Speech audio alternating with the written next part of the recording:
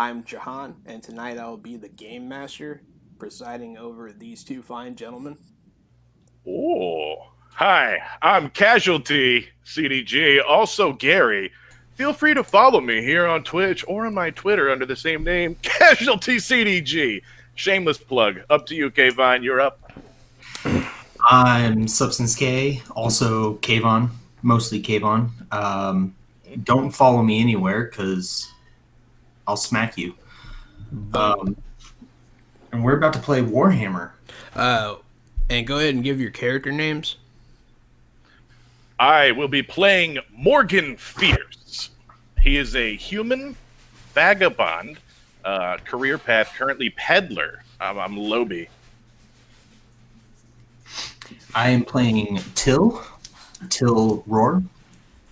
Career path of what's the overarching? I know I'm a broker now. You're a fence. Fence. That's right. Currently a broker. So, to start off, I'm going to read a little of the timeline of the Reichland. In 500 before IC, the Umbergen tribe of humans settled the land where Adeldorf now lies and began fortifying the area. It will be sacked many times by rival tribes, beastmen, orcs, goblins, and other vile creatures. Nevertheless, the site is strategically important at the confluence of the Reich and Talabek, and a mixture of conquest and trade helps the settlement flourish. Soon, scholars claim the fortified town is known as the Rich Village, or Reichsdorf. As centuries pass, it becomes Reichdorf, with the surrounding land called the Reichland. So that's just a little backstory of the world of Warhammer there. As we begin, our two friends here are starting their mission from the city of Wolfrin, which is a southern forest town.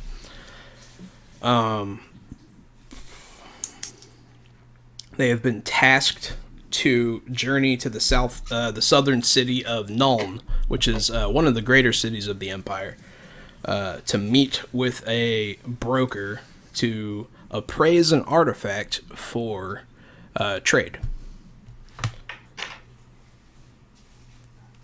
So, so you guys are going to leave the city. Are we delivering the artifact, or are we... You're picking it up and bringing it back. Gotcha. Okay. Yeah. So yeah. I have this thing written out here. Tasked with acquisition of a stolen artifact from his father, Till Roar sets out for Nuln, far to the south. The road is long, but he was set with a companion, Morgan Fierce, the local preacher's middle son. This trip could mean recognition for Roar, and maybe redemption for Fierce. Ready, they set out from Wolfen, the only home they've ever known, to finally see the world and maybe even find their place in it. Finally. Yeah. You know, Mr. Roar, I have always wanted to buy a horse. Horse. I think that's on my list of things to do, because I despise having to walk from town to town through these dark and dangerous woods. Excellent. A horse. That's right. Then my feet wouldn't hurt so bad at the end of a long trip, and I wouldn't have to worry about having boils on my feet, would I? So ride a horse, more relaxed, more speed, less stomping around in mud, less time in the spooky woods. Why, what are you planning on buying? Well, nothing. I had already prepared. I'm ready to go. What? Oh, why would you need? I'm Let's go. sorry. Yes, I didn't realize you had prepared already, because I don't see horses for two. In fact, I don't see a horse at all. And I'm afraid we'll be hoofing it out. Pun intended. How much is a horse? Horses are not the cheapest. Oh, yeah, no. I have 7 brass pennies. I'm ready to just get the show on the road. I don't want to waste time looking for a horse. I'm just trying to role play the walk through the woods. Well, we'll say that you did look for one, just didn't find one. But yeah, so you guys leave. Maybe I'll just procure one. Perhaps we'll find a couple on the road. I just need to find Great idea. one thing. You know, they string up horse thieves around here, so I don't think we want to get caught doing that. That would be ideal to not get caught. Are you planning on wait? No, I was saying if we find horses, we better make sure that they're not someone's, wild horses. So as you set out from the city of Walfrin, you head down the winding forest road towards the hill lands to the southwest. One of you can roll me a d10. I would love to. Oh, nope, baby. there it is. Oh,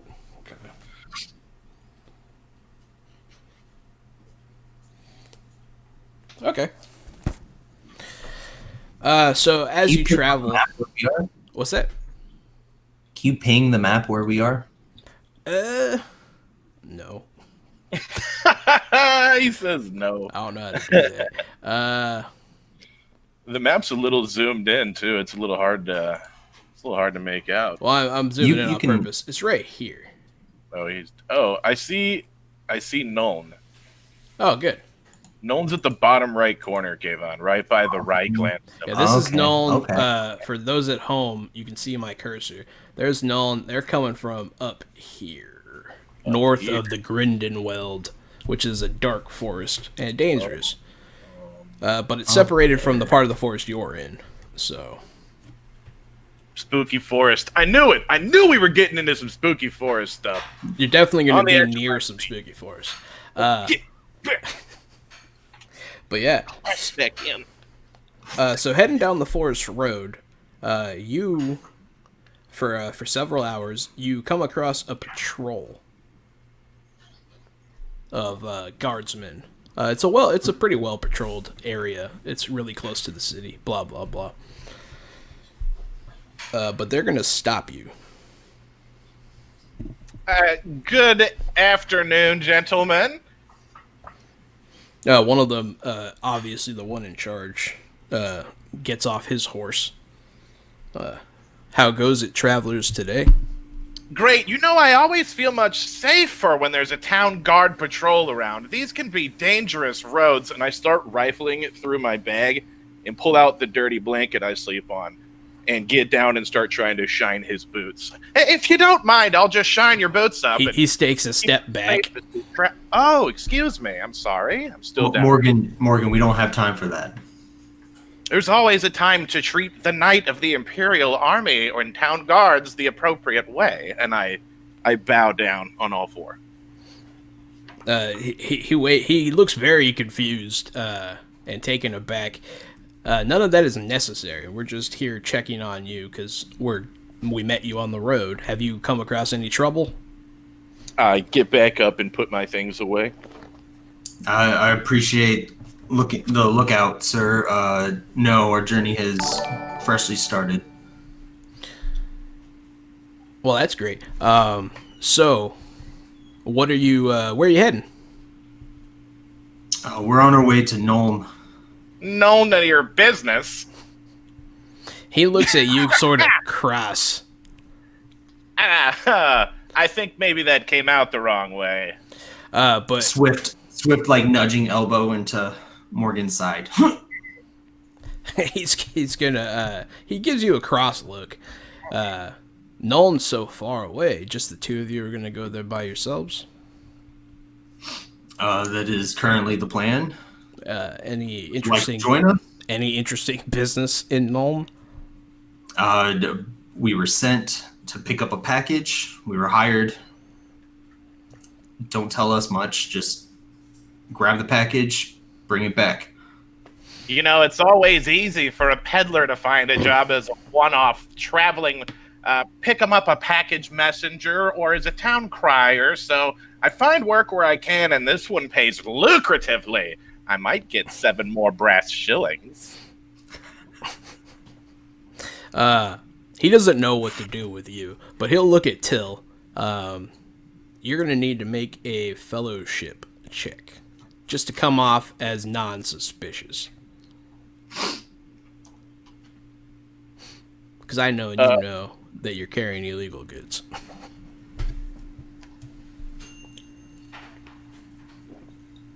Oh, and thanks for the follow. Yeah. I was thinking of leaving those at home. Of what? Oh, leaving them at home?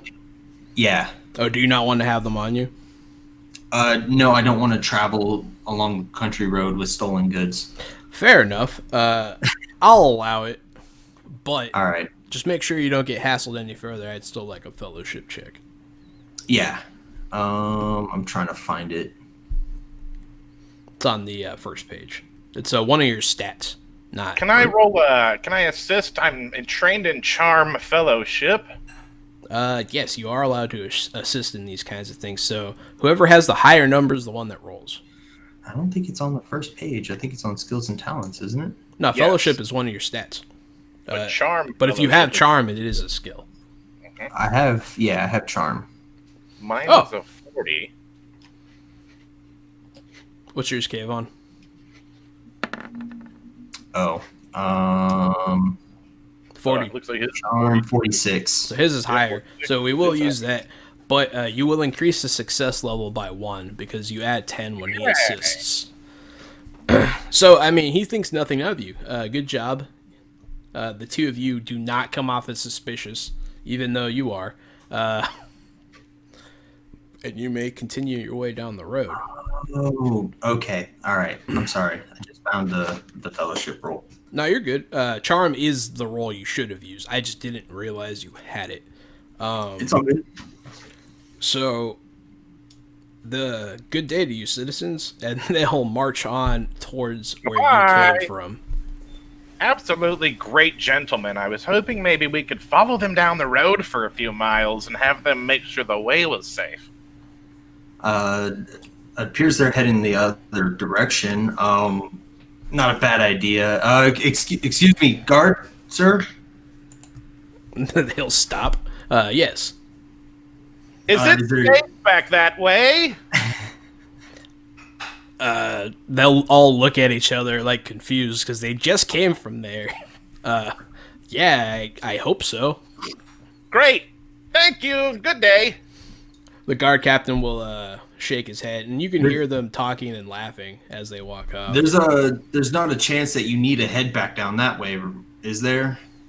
More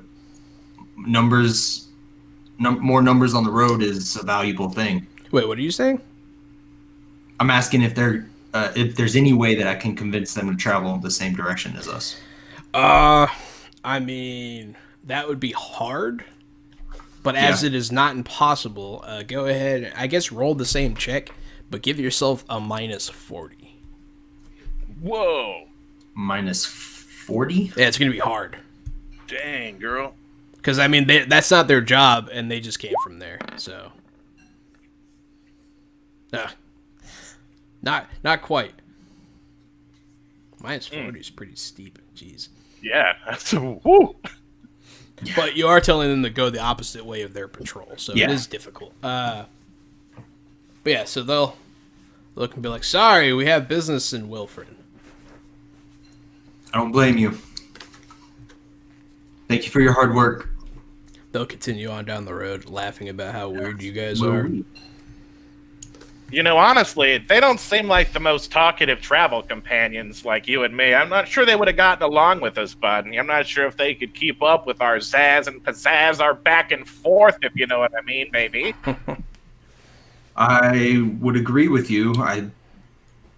For some reason, I imagine they would probably pace ahead of us about 50 paces, 50 steps. Yeah, they're They definitely seem traveling like- ahead faster than you. They seem like the kind of guys who wouldn't trust me not to rifle through their things while they slept. I don't trust you not to rifle through my things when I sleep. I wish I was there so I could talk shit to you guys in person, but so yeah, I assume you guys are going to continue down the forest road. Yes. Okay, so you travel the rest of the day without incident from your earlier roll. So, but you do not come across like an official place to sleep. You know what I mean? Mm-hmm. You're allowed to continue your travel and push through endurance tests, but that's up to you. I have Lore Reichland. Do I know of anywhere around here that would make a decent camping ground? I mean, I could definitely let you roll. I would love to. And if you get good enough, I'll give you a better camping spot.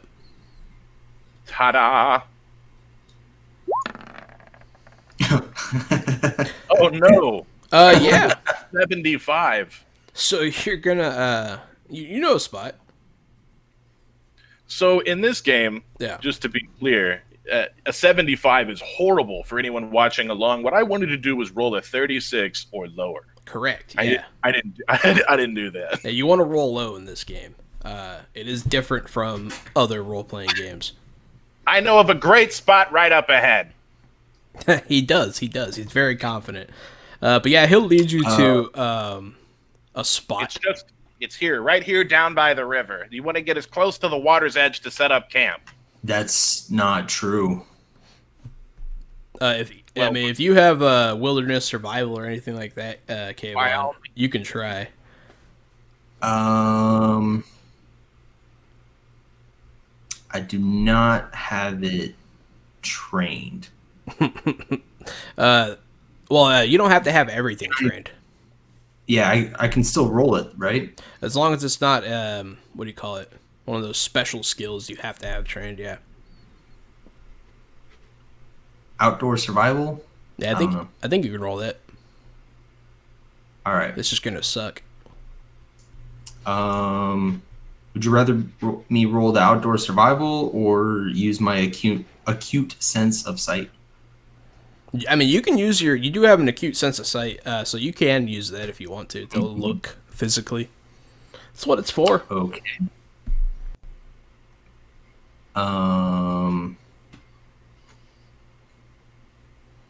My outdoor survival is higher than my perception. Then do that. Yep. Noise! Yes. He is in fact right. You want to camp as close to the water as possible.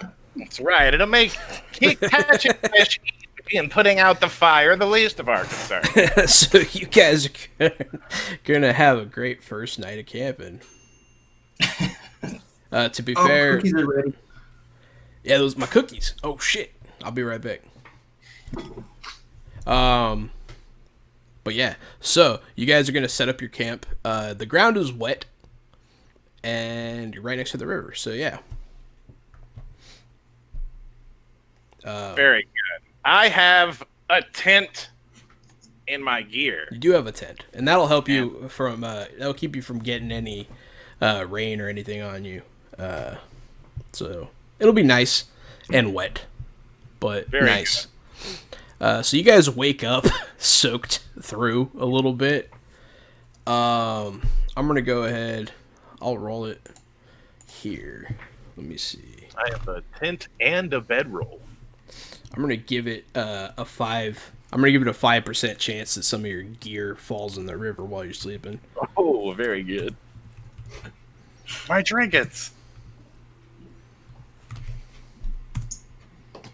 Oh, my bad.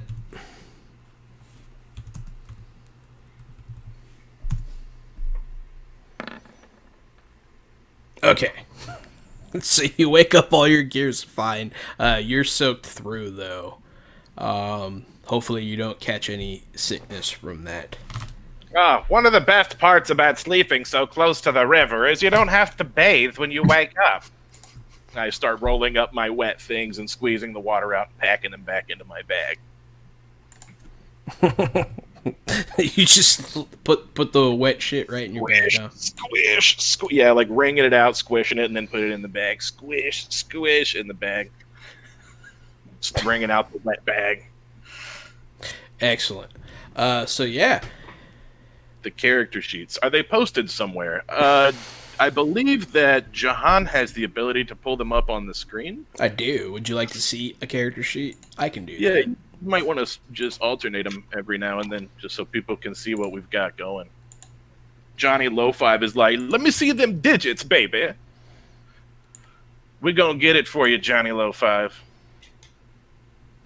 Yeah, see, here's the characteristics, wounds, all that good stuff. Money. Look how poor Gary is. Laugh at him. Laugh at how poor he is. That's what trickle down economics gets you right there, son. And then here's the skills. It factors in all your stats already automatically. You can just click the roll button. I can click it and make Gary roll a climb check right now. Whoa, man, why am I even doing this? You should do it. Oh, That'd be more Gary, for bad news. everybody. You fell in the river. All right, I'm gonna roll a new character. Help me! I'm drowning in the river. I forgot you have night vision. Good for you. Thanks. But yeah, that's one of the character sheets. I'll be putting them up periodically, but I don't want to deprive you of our beautiful faces. Seeing if he has confetti equipped. I'm gonna tell you, I don't have confetti equipped, but what I do have is like 3d10 brass worth of junk. So I just have a bag full of crap. So He does have a bag worry. full of crap. Don't worry, I will use my bag full of crap at some point. I have every intention of using my bag full of crap. Thanks for the subscription, Jenny. Appreciate it. Very cool. But yeah, so you guys wake up from your moist rest, and you head back to the road. The trees start to thin out as the day goes, but I'm going to need you to roll another d10. Every day of travel, a d10 shall be rolled. You want to take Can this I? one? Yeah, can I make this a lore Reichland check? No, it's just a straight d10. Okay, just a straight D10. Here we are. Bam. A 2. Oh, that's what Kavon got. It is. Alrighty then. So as you travel this road, it seems pretty safe. You haven't really heard of too much going wrong during the day around here. But the trees give way, thin out, and it gives way to foothills. You have already left the forest. Your town is on the edge of it, so Okay. it's not too deep in the woods. But you guys have successfully traveled through it without dying. Good. I'm so scared of you guys dying. Oh, thanks, Jackson Barbecue, for the follow. Yeah, so 2 means something cool happens. As you're traveling, I don't particularly like these woods. They're a little spooky. I don't go this far from town without a caravan, and the woods are starting to talk to me. You got anything to say there, buddy? You know, a story, a song, anything to cheer me up? You're just going to make me sing and talk to myself all day. Well, if you look around you, you'll see that trees are breaking and Deathcloak. penetrating the highlands. So how can the trees talk to you if we're leaving the trees? Oh, they're whispering. They're warning us of the darkness lying ahead. it's kind of creepy. It sounds like witch talk to you, Till. It's a bright, beautiful day. You never know what lurks behind a tree, Till. As if on cue, someone steps out from behind a tree. Oh, goodness! I fall down and get behind Till and like hold his leg from behind, like kind of like I'm pushing him forward to protect me. With a big step over Morgan, I'll look down and say, "You summoned him. You talk to him." Oh, goodness. He looks a little surprised by your reaction. But it's a man. He's not particularly tall, kind of middle of the range, about 5'9". Dark hair, long hair. His clothes are kind of silly, and he's carrying a guitar. Or a lute, whatever. Odd to see a lone traveler on these roads. Yeah. Odd to see a non-lone traveler. I don't know. I was just camping, and I heard your voices. We were just saying how dangerous it must be out here to be all alone and how you should join us. Are you traveling southwards to Nuln? I'm traveling wherever my music takes me. Does your music take you southwards to Nuln?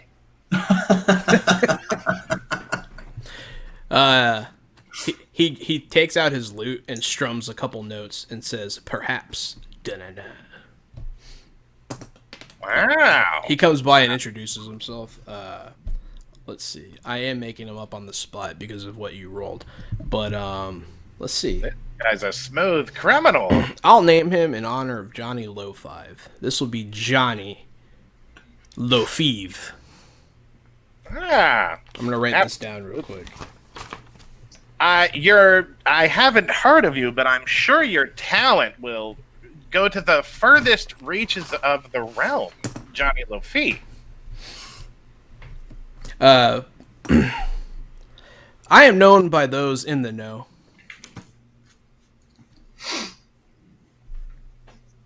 But yeah, I'm happy to travel with you. The road is lonely and dangerous. I was just saying we needed someone to sing more songs while we were traveling. Till is not the biggest singer, so it'll be a blessing to have you along. Please feel free to practice your songs and sing and strum all day. He'll look at Till with, like, just disappointment at the Till is, like, glaring in suspicion at him. He is. I mean, he has a weapon. He has like a rapier, but it doesn't seem well used. Yeah. More importantly, does he seem like he can use it? He might. You can go ahead. Let's see. What role would this be? So, let me go take a look at Kavon's character sheet for all of you at home. We can do this together. We're in this together. That would be an intuition roll, right? Yeah, probably. We're Let's all see. still learning. Yeah, you could roll intuition. I would allow. Yeah, probably intuition's probably your best bet. Let me evaluate him. Evaluate. Let's see. Yeah. Is that a thing? You want to see how much he's worth? Oh yeah, there it is. Thinking about stripping this dude. But you can go ahead and roll intuition check. It's not. He's not trying to be anything that he's not. So I'll make it an easier one. Jesus Christ! Oh wow. Fucking 88. Oh. So you can't tell anything about this guy. His accent sounds kind of off. You've never heard a name like Johnny Lofive before. Sounds like some sort of Britain spy. But your suspicions are not assuaded. Look, I don't know how to tell you this, but I trust him. I absolutely do not. And I'll say that loud enough so Johnny Lafeve can hear me. He'll just strum on his lute in response. All right, Johnny Lofive, if your lute leads the way, then by all means, let your magic guide us southwards to Nuln. For the record, you do know how far it is, and Nolan is like a couple of weeks' journey. Oh, dip. Okay. Yeah. I still don't understand why you're out here alone. He goes where his music takes him. He'll look around. Obviously, no one wants his music. He'll look around and he'll say, "It's because no one's with me." Kind of matter of factly. But yeah, you definitely don't like him. Lucky me, and I'll keep marching forward. Yeah, he'll keep marching. He'll start singing a song. It'll be about Mr. Steal Your Girl or something to that effect. I'm going to clink my pans behind him as if adding percussive measures to his song. You're off rhythm terribly, but he seems like a pretty good musician, and he kind of fits your mismatchy pin-pang into his song. You know, they say the real music is what's played in between the notes anyways. Oh, really? I've never heard such a thing before. Clink, How clink, marvelous. clink, clink, clink.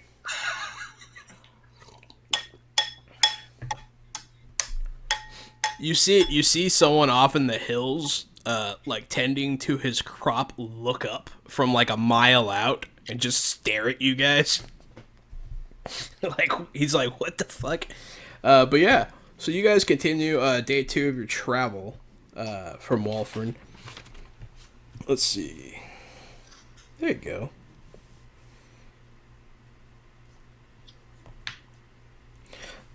So as the hills, as the forest fades away and the hills start to roll higher and higher, the journey is getting a little harder, just because of the up and down hill. But for sake of to see if you make it to the next stopping point before nightfall, give me some sort of check. You can give me a Reichland check or. What if I make a gossip check to talk to our new friend Johnny Lofive to see if he knows anything about this area? Sure. I'll allow it. I like that. Lick. Hey. 23. That's what's up. That's pretty good. Yeah, he'll start spilling. He'll tell you about the naughty stuff that goes on between the different families that own the different townships in the area. But he says there's lots of them dotted all over the place. He'll talk about all kinds of goings-ons between them, rivalries, a lot of juicy stuff. But that's what it is. It's juicy fluff. You know what I mean? Okay. So next time we're in a town, should I remind you that I got some juicy fluff? Yeah. All right. Absolutely. You know, Juicy Fluff used to be my nickname in high school. I remember that. Oh. Classy, bougie, savage. That might be the only one of these that you said that is actually accurate. Juicy Fluff. So Johnny Lofive will start playing the instrumental version of WAP. God damn it. Sorry, we had a request from the audience. But yeah, so as you travel, go ahead and give me an endurance check. In order to make it to the next town, you're going to need to pass one. Each of you. Is that skills? No, you can. It's just stat. Morgan Fierce passed with flying colors. I had it under skills, Scrim Scram. Oh, did you? Oh no. So your friend Scrim Scram here, as you're walking down a hill, his foot goes into a rabbit burrow. And he twists his leg a little bit. Not enough to cause any serious injury, but enough to slow you down. It might be best for you to stop for the night once again.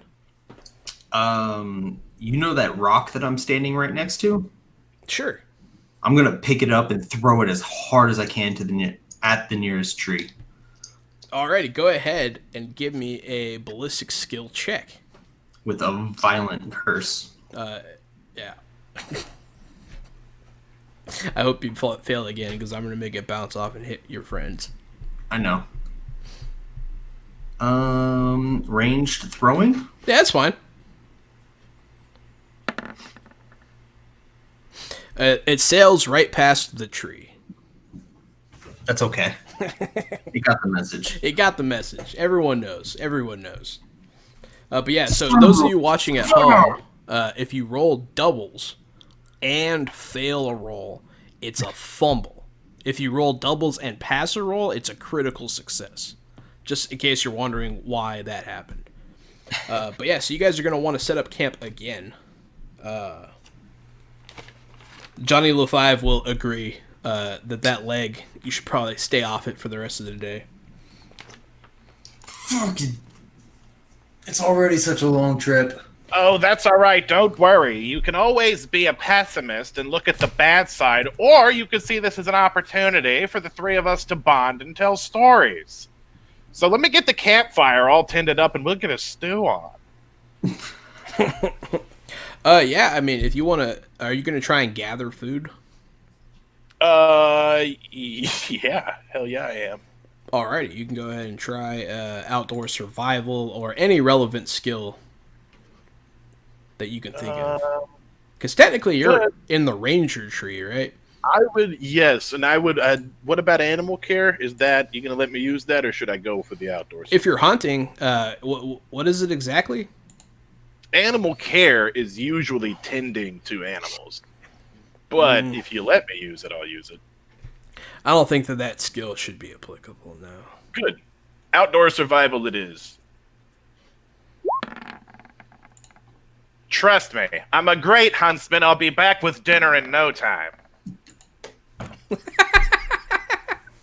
All right. So how this is gonna work is it's 3 in a row. You're gonna catch a rabbit, and then Till is going to accidentally let it go. Oh no, our dinner! Goodness gracious, Till. I thought you'd stay back at camp with that bum leg of yours. You're not quick enough to be out here, buddy. In honor of this day's travel, Johnny LaFive shall write a song about the one-legged man who takes the food out of the mouths of travelers.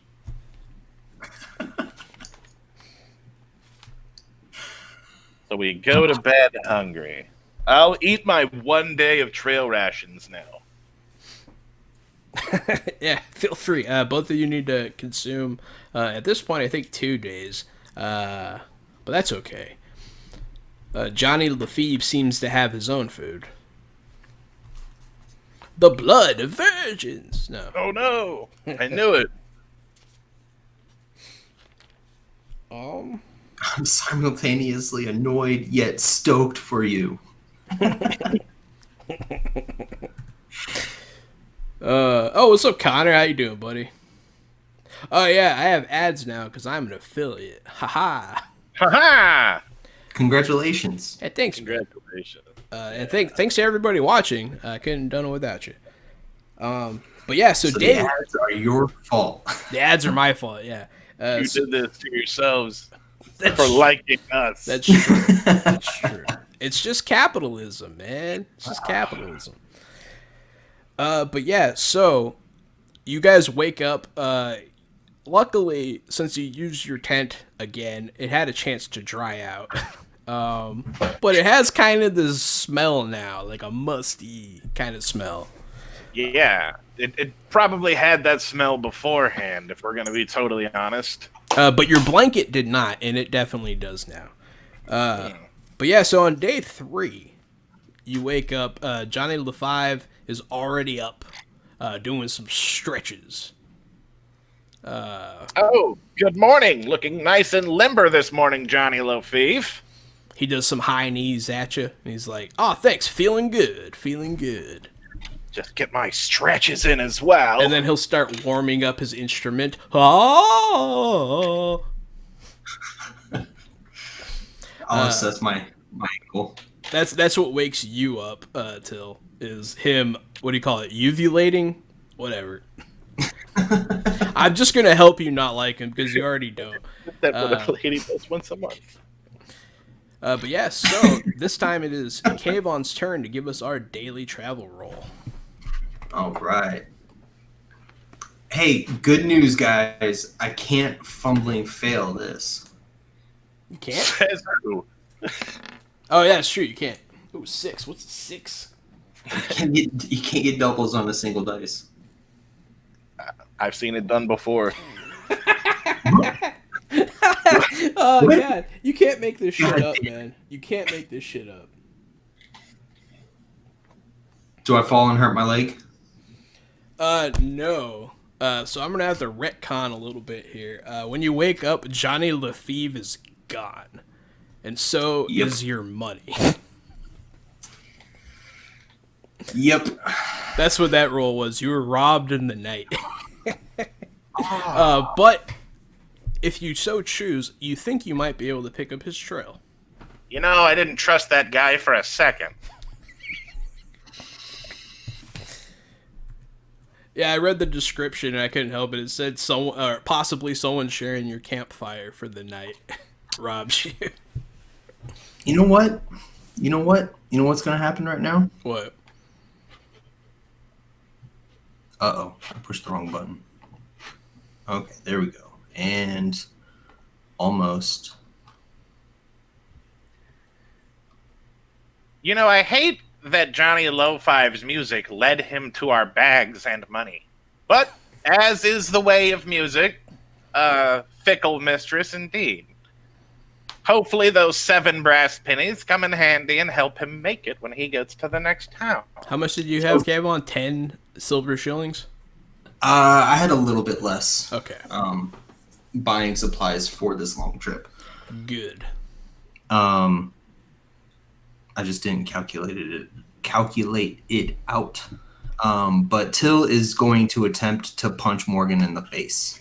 Oh, yeah. Contested roll. Oh, nope.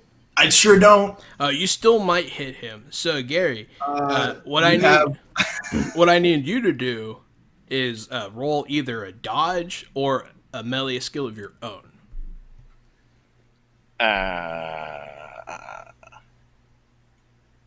Wait, that's not right. Let's do... I clicked drive on accident. Uh-oh!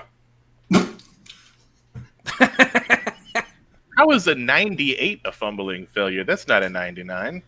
I think it's because it's a success level of -6.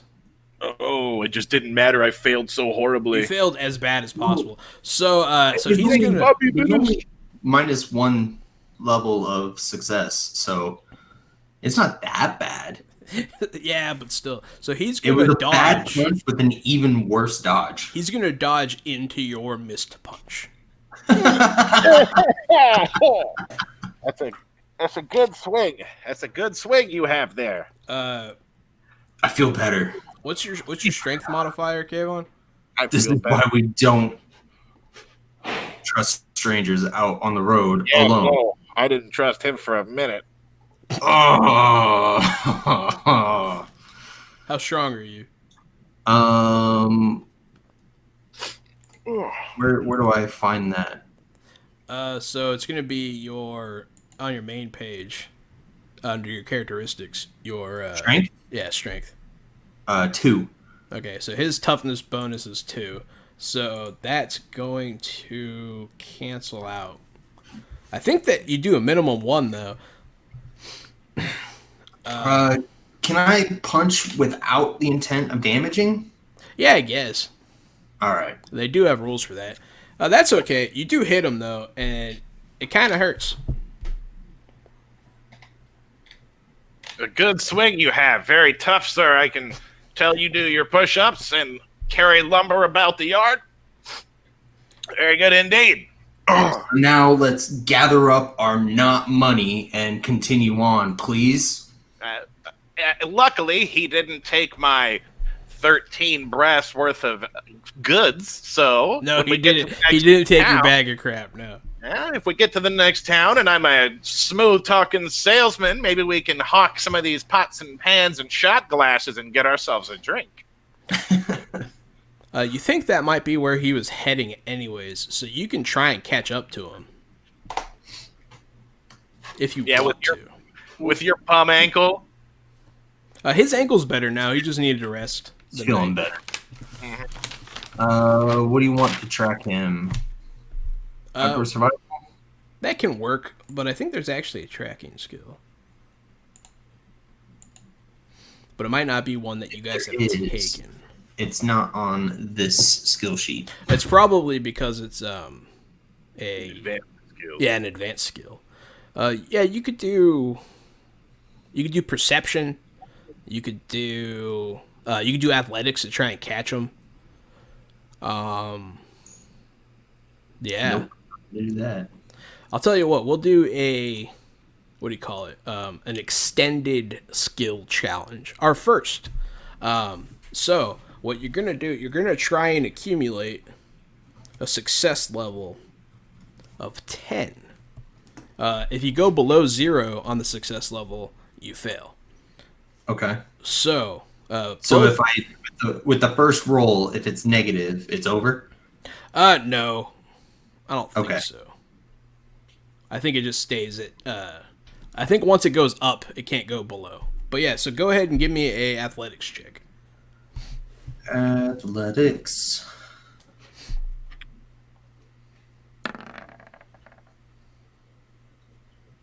So that's a -1. You too, Gary. Athletics.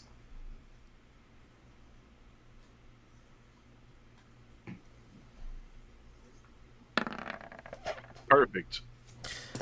So you guys start to chase him, and realize that you can't. This looks familiar. Is this where we came from yesterday? Neither of you have a lot of experience running, so This is true. Ooh, I'm gassed. Oh, baby. I'm gassed. Oh, man. I thought running with all this equipment would be easier, but once it starts clanging and clanging and swinging around, it's hard to keep your balance. I think I tweaked my back. you can take a last-ditch effort and try a Reichland knowledge check to see if you can find a shortcut, Maybe there's a shortcut around here. but those run a risk. Yeah, there's a shortcut right up here on the left. If we just duck into these woods, we should be just fine. It pops out by the river. We'll follow the river downstream, and then we'll catch right up to it. I wasn't expecting this, but yeah, there's a I- shortcut through the woods. 100% believe you, but I don't think it's worth it. I think we should just travel on the road and get the job done. You're giving up your grudge against Johnny Lefevre. He said his name is known. He's a bard. I'll fucking find him again. Oh, yeah, we'll find him. You heard how I just good don't his have to business chase him through the woods that I don't know to find him. was. That's fine. I would rather not. We don't have a boat anyways, and we'd probably have to wade across the river. That's where the real shortcut starts. You take one last glance back at your magnificent shortcut through the increasingly spooky forest. Next time. Hey, Jahan, Yeah. have you figured out how the cost listings work? So, yeah, it's just gonna be. Are you talking about for like a sling? Yeah, like, or a backpack that says six slash, what was it? 4/10. 4/10. So it's gonna be probably 4 for a good one and 10 for.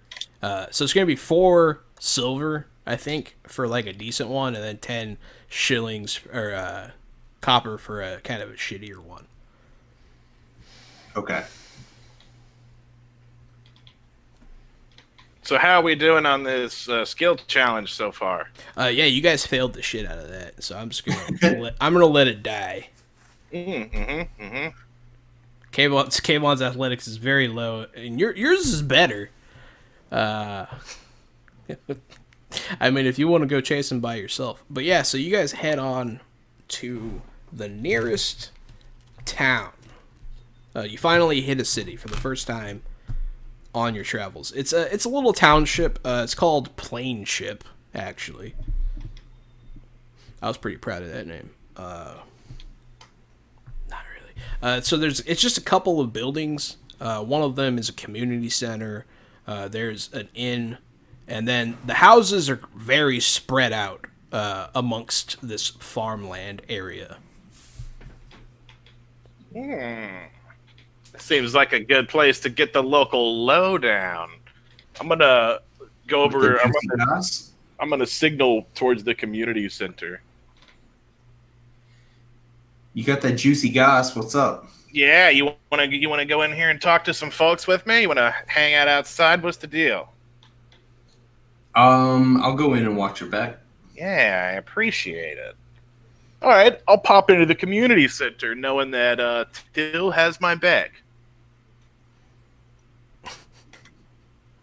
So in the community center, they seem to be having some sort of gathering, discussing goings-ons in the town.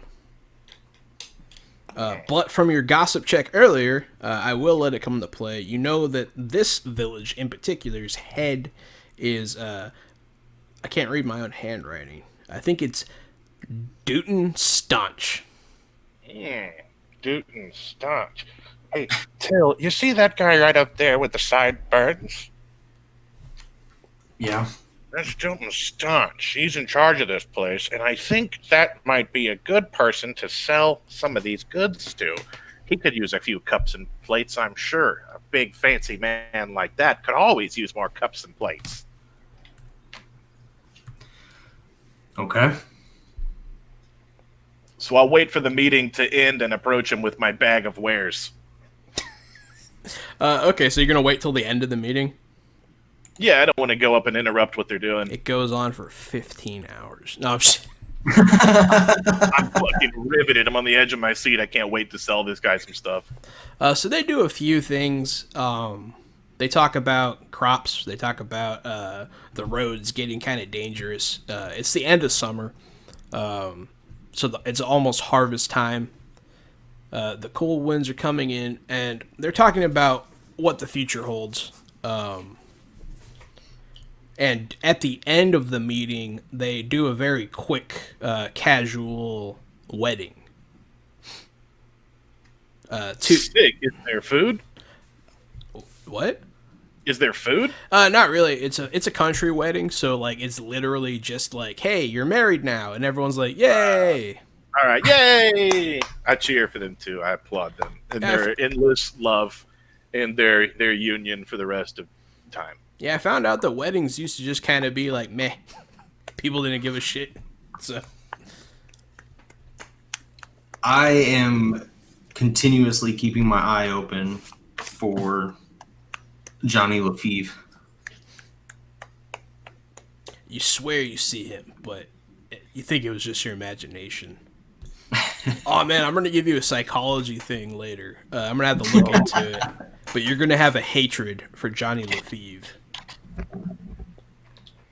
I'm okay with this. It makes you like lash out and shit. It's pretty funny. But yeah, so after the wedding, people start clearing out, going about their business. Some of them stop by the inn to grab a pint.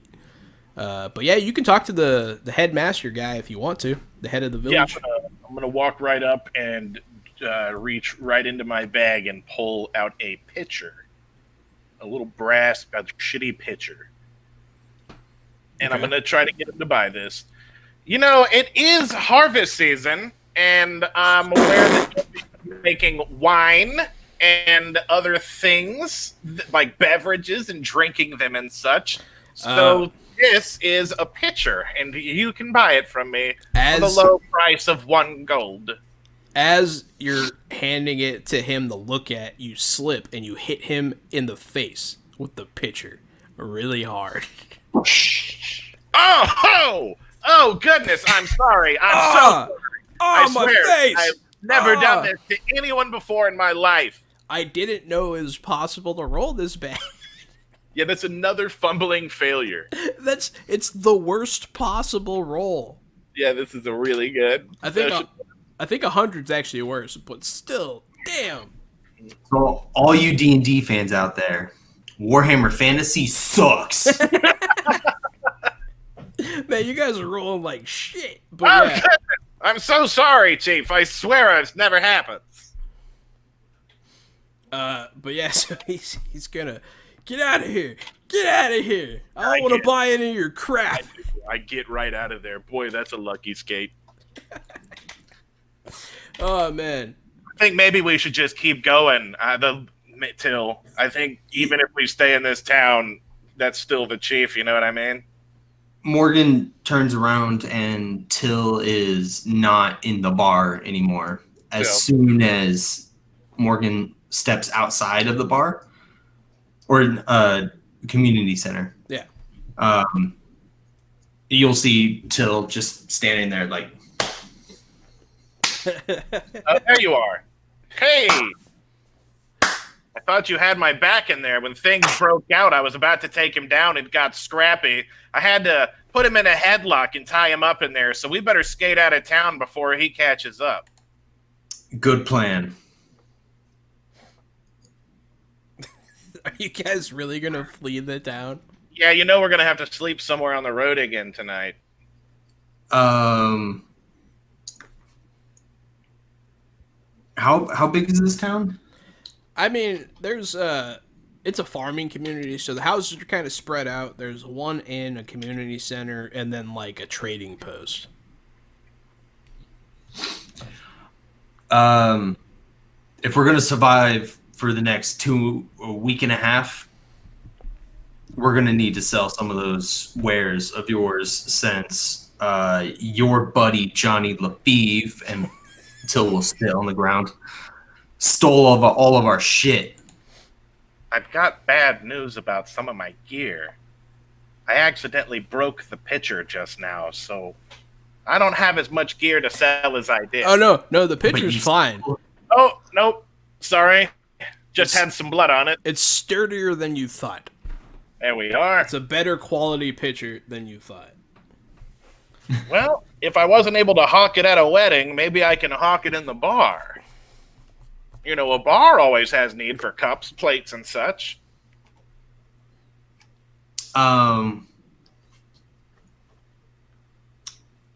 If you don't mind, Till will grab your bag of wares and walk up to the trading post, and we'll try and do it himself. You guys, you both have bargain, right? No. Haggle. Do you not have it? Mm-mm. I do. Okay. It's pretty high for not having it, dude. Yeah, 35? it's pretty. Well, it's because his fellowship's so high. But yeah, you can go ahead and give me a try. So you walk in to the trading post. Mm-hmm. There's a man behind the counter. Kind of an older gentleman. Brittle, straw-like hair. Spectacles. Good day, sir. Oh yes, good day. We're just a couple travelers on the road trying to pay for the rest of our trip. There isn't any chance that you purchase goods and wares in this trading post as well as sell them, is there? Did you go in with him, Gary? Yes. Okay. I'm doing my best not to touch all the things in here. There's a lot of things in here. Yeah, you can definitely touch them. I see them. Oh my goodness. But yeah, so I mean, of course, that's my job. Let me see what you got. So you trying to barter? Is that what you're trying to do? Yeah. Because there are bartering rules. So haha. Yeah. Bartering rules. Welcome to Bartering Rules. There's a whole section in the book designed for bartering and bartering rules. There is. What all did you have, Gary?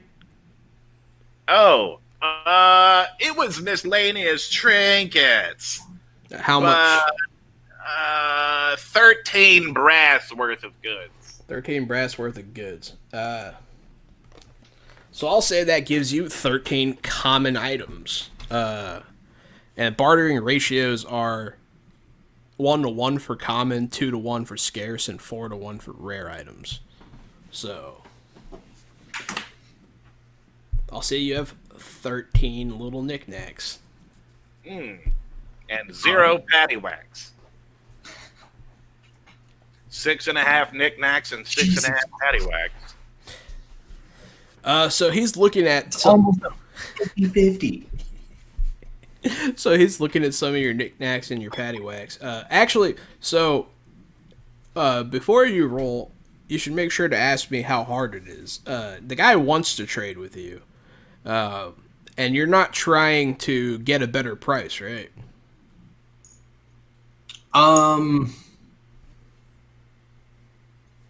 You're just trying to get stuff, right? Yeah, I don't want to lose the deal by trying to get more. So I'll go. I mean, it can be an easy at value. check, so you can give it a plus 20 when you roll it. So go ahead and try that. Okay. Because some checks are easier. Like, it's not like he doesn't want to trade with you, you know? It's not like you, like, fucked his wife or anything.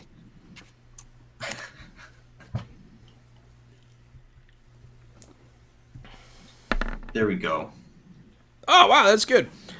So, yeah, he'll definitely trade with you. What all do you want? What are you looking for? I got a little thing over here that tells me stuff. So 1 day of rations is 2 silver? Really? Seems high. Yeah. Really fucking high. What page is that? That means like... Oh, no, that's not silver. It says 2/nothing. Yeah, that means, like, you're paying for the quality. So, like, if you want, like, a really good one, it would cost you silver. But if you want, like, a shitty one, it's just brass. Okay, so rations for 1 day cost 2 silver. No, rations for 1 day cost 2 brass. Unless you want, like, good, like, fancier food. But see where it says common next to availability? Mm-hmm. Since you're working on a barter system, you have 13 credits towards common goods. So you can get 13 common goods in exchange for what you have.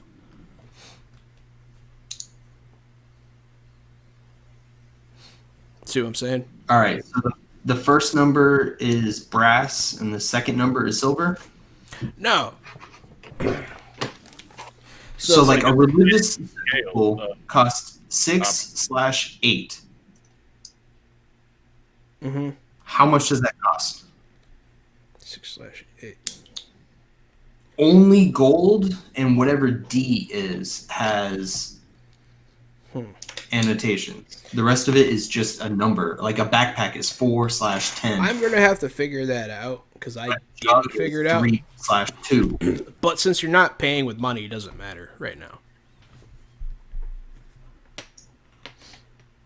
You can get 13 days worth of trail rations with what you have.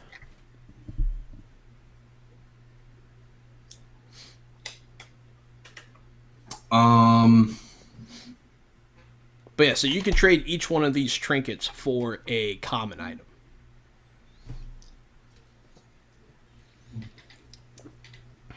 Including rations. Just for the sake of moving on, let's just say we get all rations. Ooh, that's a lot of rations. You don't Well, want to there's get 2 of us and 2 weeks ahead of us. You don't want to get that sling you've been wanting? I'm thinking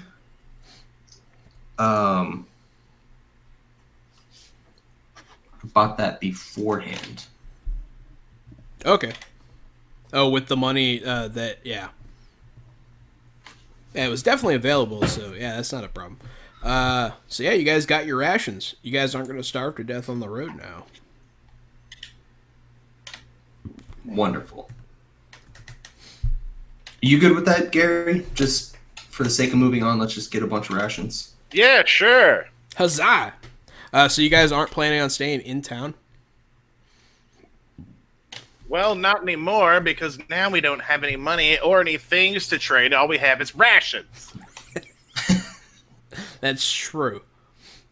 Is there a way the cellar of the tavern, is it outdoor access or is it indoor access? Maybe we could slip in.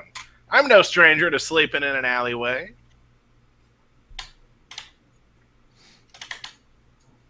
I'd like to use stealth urban to see if I can find a good spot to sleep around here where we might not be bothered.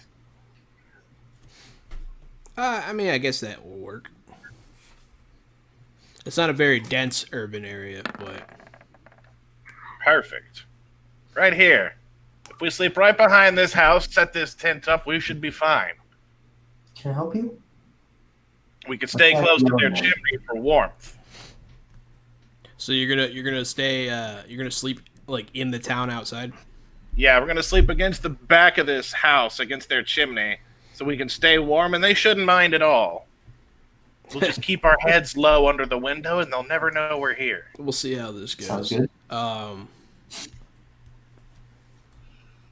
Okay, so you guys are gonna sleep outside for tonight. When we were walking around and everything, did we see town's guard or anything like that? Patrolmen? Not really. It's a very small town. You just see like they have their own people, but it's like kind of like the National Guard. They just kind of take turns. You know. Okay. The last patrol through here is probably the one you saw when you left your first town. Okay. Okay. So you're gonna sleep for the night outside someone's house in a tent. So for that, yeah, you guys set up a tent. You guys are sleeping, having yourself kind of a shitty time. Don't forget to eat your rations. Unless you want to try and steal food or something, I don't know. It's up to you. Now we've got the rations. But yeah, so as you're getting your rest, you can kind of hear, like, as soon as the sun starts going down, everyone goes home.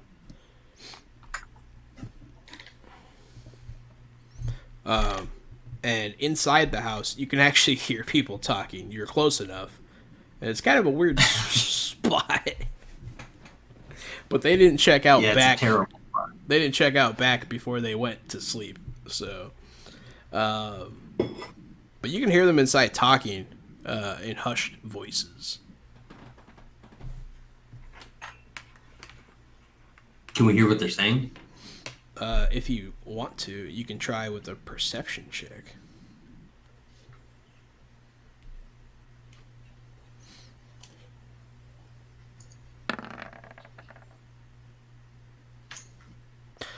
So, I mean, it's not too hard to hear what they're saying, so I'll give you that plus 10. I keep forgetting to tell you before you roll. But, I mean, that's good enough to hear whispering right above you. They're not really whispering, they're just hushed voices. But yeah, I don't know, they're talking, they sound like they're scared. As the sun's going down, they sound like they're frightened of something. You hear them mentioning missing people in the area. Oh, good. It's a good thing we stayed in the town. It's a good thing what? That we stayed in the town. Yeah, but perhaps the bad idea that we're not indoors. Well, at least we're not on the road. I don't know if that's helpful in this situation. If something spooky comes up, we can just run into this house. We're already here. I'm sure they'll forgive us for a little breaking and entering if we save our lives. Who wouldn't be willing to help a few innocent, weary travelers being chased by a monster? People who are afraid of spooky things in the night would not open the door to random travelers in the night. Oh, look, you're starting to spook me out with all this creepy monster talk. You really want me to be spooked out all night? It's okay. Fuck, John. It's okay. Your stealth check was good enough. So while you're sleeping, you hear footsteps nearby. And they get closer. And they get closer. But they continue past you. As if you went beyond notice. I guess your hiding spot wasn't that bad. Because they are contested. So just because you failed doesn't mean you failed. But yeah, something's outside of your tent. And you can hear it standing at the window next to you. And this is in the middle of the night.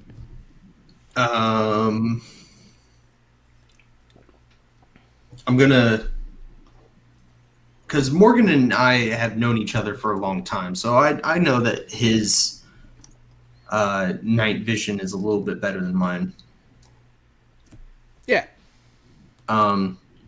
So I'll nudge him and like indicate like, fucking check it out, and I'll get my hand axe ready. No worries. No.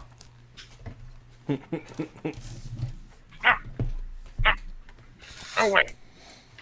All right, I peek my head out really slow. I'll make my stealth first. Okay. My hand axe is at the ready.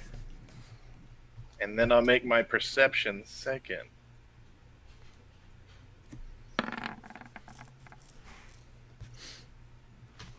You don't have problems seeing at night, and he is right in front of you, so you can just look and see him. I don't need to like I know it's not a tent that I got at Academy in 1999, but I always imagine having to fucking unzip the tent first and like you just move the flap. Yeah, you don't have to worry too much. Unzip my tent.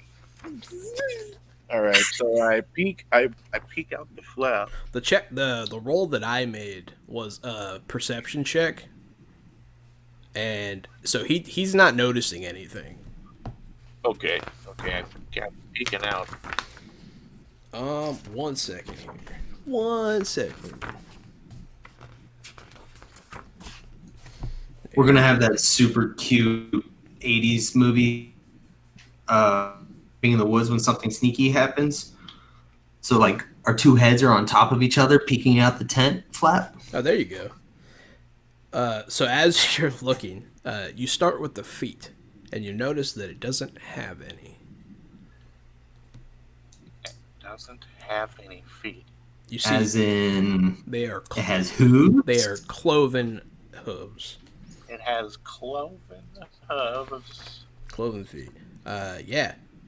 And it's standing right next to you. It didn't notice your tent for whatever reason. Mostly because I rolled a 96. But it's staring, it's looking into the window of the house. Is it what I see it's got cloven feet. What I have night vision. As you look further up, he has a mostly humanoid rest of him, but his face looks kinda feral. I'm gonna slowly lower back into the tent. I think that's a monster outside.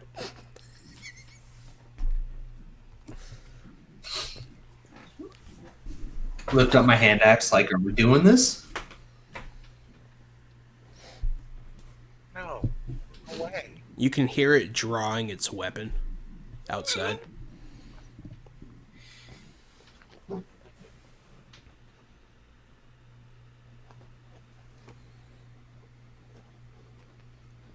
We attack first. No way. Or we get attacked. No, we don't. Street We are rules, not- son. We are not the town guard. We are not road wardens. We are two people hiding in a tent. You hear it lift itself up and through the window. All right, now let's sneak out, pack up the tent, and get out of here. It's entirely up to you guys what you do here. I will step out of the tent now.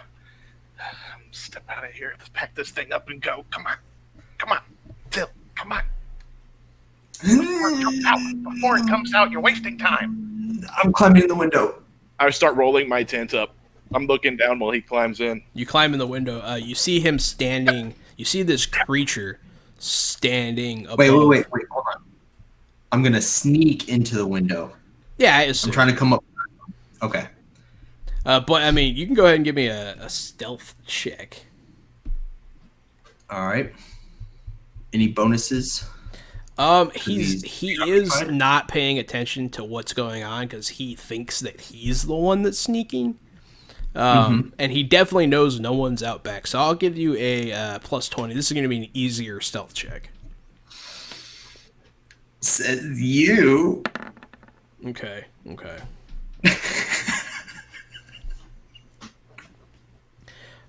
So as you wait, hold on, time out. Yeah.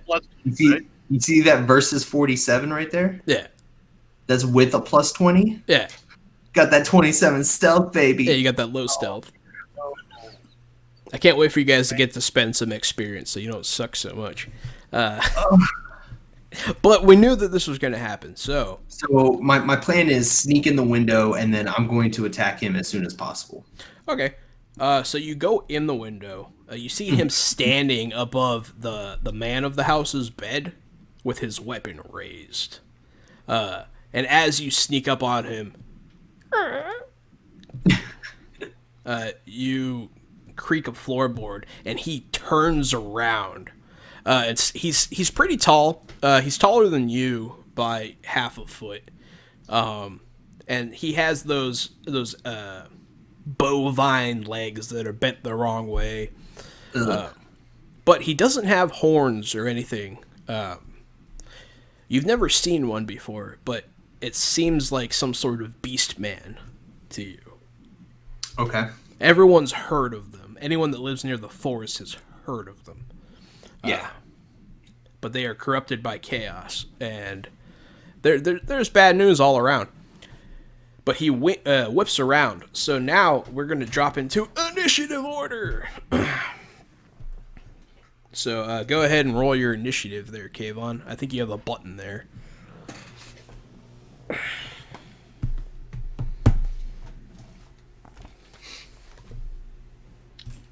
Yeah, look at that initiative button. Initiative! Everyone's favorite part. Yeah, if you just click that, the initiative, yeah. Boom. Okay. It's not terrible.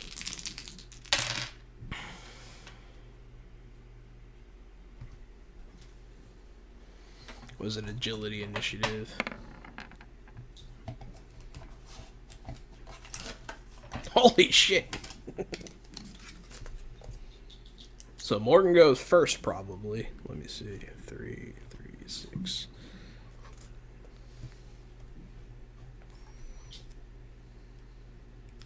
I know we had talked about it, but once more, the fate, resilience, fortune, and resolve. Yeah, so you can actually, so you have as much. Let me look at your character sheet real quick. Well, I'll look at Gary's. So yeah. So you have, Gary has 5 fate and 1 resilience, right? Mm-hmm. Which means that for this session, he has 5 fortune and 1 resolve that will reset next session. Okay. And you can spend those a number of ways. And honestly, you probably should have been this whole time, but yeah, because you can use it to not fail a skill check. And I think you can use it to not die as well. Let me go ahead. I'm going to quickly read those to you because you guys might get killed if I don't. So. But yeah, Gary, you are, so you hear the floorboard squeak and you spring into action. Whatever you're going to do, you're doing it first. Yep, I'm ready. You ready? Yeah, we're mostly ready. I mean, you can go ahead and do it. Help! Help! There's a monster! Help! There's a monster! Help! I'm running through the town just screaming and pointing at the house that there's a monster! Help! Just getting anyone's attention I can. You see candles turning on, and then everyone in the house you're in, Kavon, they wake up. And the man stares up at the beast man above him. Let me find this thing for you, though. Let me look at the appendix.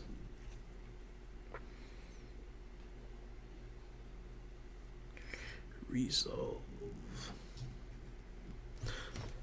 Page 171, guys. Bear with us, we're still learning. Yes, that's right. This is session 1 of Warhammer Fantasy Roleplay. We're all learning today. Well, we learned the rules once, but do you ever really learn the rules in a tabletop? Just because you read them doesn't mean you know them. Yeah, especially this one's very different. So when you spend a resolve, Kavon, you can use it to become immune to psychology until the end of the round, ignore modifiers from a critical wound, remove a condition, or you can spend resilience, which is your permanent modifier thing. Right.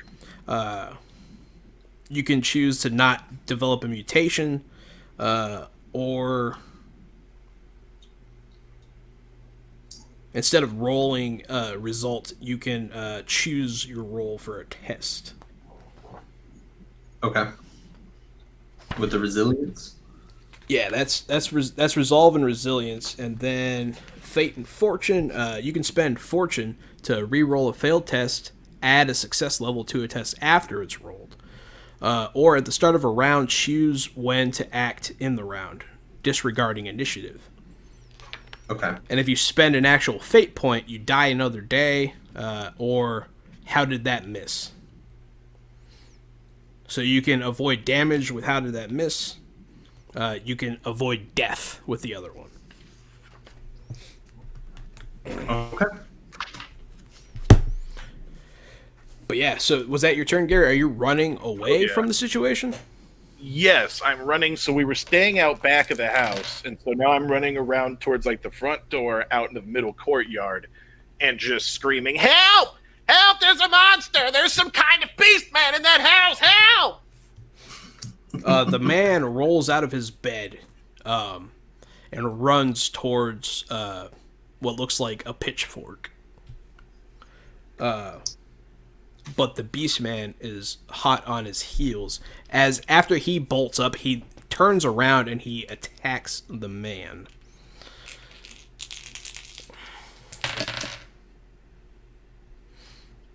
Alrighty.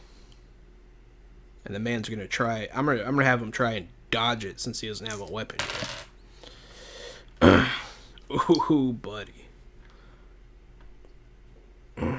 So, the beast man sticks his spear right in the man's back, and delivering quite the blow. But then it is your turn. All right. I would like to attack with my hand axe. Excellent. No modifiers? No, it's going to be even. Well, no, his back is to you because he just attacked someone else. So yeah, you can go ahead and give yourself a plus 10. Jesus. It's okay. It's a contested roll. So he's going to contest with his weapon skill. He actually does worse than you. Okay.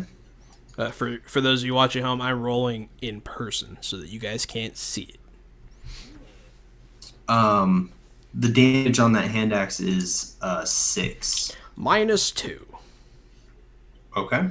And then his toughness is going to take. Okay. So you will definitely strike a wound here. And attacking with an offhand weapon offers what kind of penalty? I really don't know.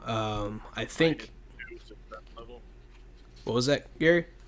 The -2 success level, and then take ambidextrous to make it a -1, and you can take it again to make it flat even. Okay. I will follow up with a dagger attack as well then.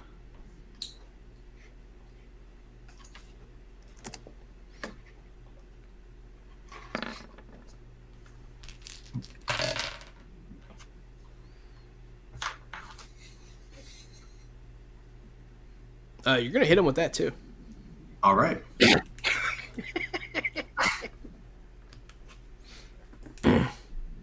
But then it's Gary's turn again to scream. Yeah, so I'm looking around. Has anybody come out yet? Is anybody armed, or is the street still just lights flickering? Just lights flickering. I'm going to run down the street and knock real frantically on every door that I can hit in this turn. Okay, some people, since you're being so adamant, some people will come out. Get up! Come on, wake up! There's a monster! We need help! Come on! It will be... The farmer's gonna grab his pitchfork and try and stab this beast man. So... Ooh. The beast man's gonna knock it away and stick him with his spear once again. The farmer's gonna go down. Okay. He is not dead yet, but he is unconscious and, dying. But yeah, that was the Beastman. No, that's not the Beastman's turn. That was the farmer's turn. And then the Beastman's going to attack you. The farmer failed so bad he got an attack off on him? Anytime that you... Like, if the Beastman attacks you right now and you beat him with your weapon skill, you get to hit him. Okay. So he's going to attack you right now. Go ahead and roll a contested weapon skill or a dodge skill. Let's see. What is my dodge? 27. It's trained. I think your weapon skill is actually higher. It is. So am I rolling my hand axe? Yeah. Okay. No modifiers? No additional modifiers. Ha ha! Ooh. Not bad. Let's see if you beat him. Yeah, you actually do have more success levels than him again. So that means you actually hit him. Nice. So you're going to do 6 plus 2 damage. But he has toughness, so it's going to subtract. Gotcha. So, That's a good roll there, buddy. Look, that was a good roll. 8 minus. Fucking finally. It only took 20 rolls to get one good one. So you open up a wound on him, like he starts bleeding. You get him good across the stomach. As he comes in, you parry and get him. And now it's your turn. So he's starting to look rough? Yeah, he's bleeding. You got him good just now. All right. Farmer's down. Is there anyone else in this house? Yeah, the wife and child are cowering in the corner. Shit. It's not like an anti-feminism thing. It's just they're scared. Just, Would it take my action to offer a word of encouragement? No, you can actually do stuff like that on the fly. All right. You can make certain skill checks. If I deem them quick enough, they don't take your action. Okay.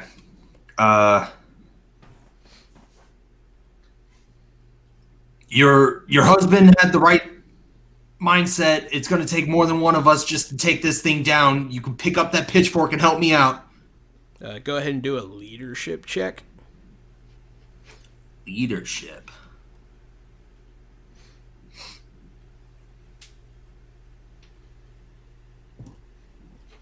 Modifiers? No. Oh, actually, I mean, she's very scared, so I'm going to make it a little harder. Yeah. Get a minus 10 on that. Okay.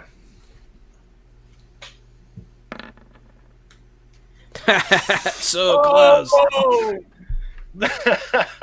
So close. You know what? I'm gonna spend my I'm gonna spend one of my light ones, fortune. To get the +1 success level. Yeah. Oh, okay. Yeah. So you spend you. You spend a fortune point and gain a success level. She'll look at her husband. She'll run over there. You wanted her to like fight. Yeah.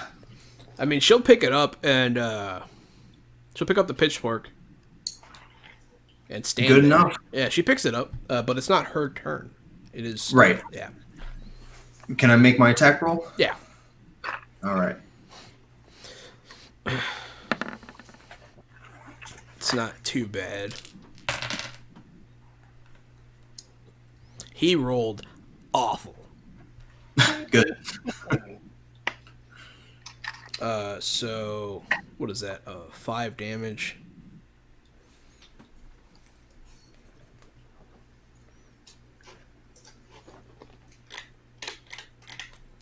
Oh man, so you get him again good. But not as good as the first time, but still. Okay. He looks pretty rough. And then I guess, yeah, Gary, you're going to successfully gather some townspeople. Actually, Great. Go ahead and give me. They are scared too, so you can also try a leadership rally check. I'd love to. Hey, hold up 1 second. We're at that hour and a half mark, Jahan. Oh yeah. Well, we'll finish this up and then we'll do our little bathroom break. Can I help you? So you start just mumbling And nonsense it's monster. about You gotta get the monster. If you about don't get up, the monster bravery will come and into your the house. American dream. If you're not so brave, you're gonna need to get up and get brave. You're a guy. You can't be brave in your bed. There's a monster. Did you hear what I said? And Everybody, if you can't fight a monster, then I can't fight a monster. We all got a monster fight together. Don't blow out your candles. Everybody goes back into their buildings, Guys. terrified of the man screaming in the streets. Guys, there's really a monster out here. It's in the farmer's house. Guys, come on. But the farmer's wife is going to stab at this thing in the back. So I'm going to give her a little bit of an advantage here. Okay, that was terrible. So she comes in for the stab. He sidesteps it, and then like elbows her in the face so hard he draws blood and breaks her nose, and she crumples to the floor. She's not unconscious, but she just got fucking owned. And then he's going to turn his ire upon you. Now wielding 2 weapons, he's going to stab at you with both of them. His spear and the pitchfork. Go ahead and roll a... How do you want to defend? I'll try and parry it. Whoa!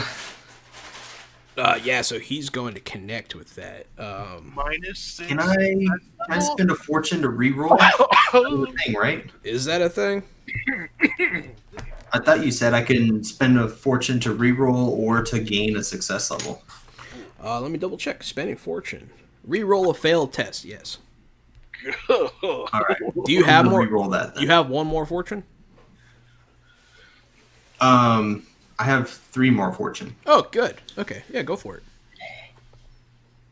Those are yours to spend during the session. That's better, but it's 2 success levels better. It's not good enough, unfortunately. Mm-mm.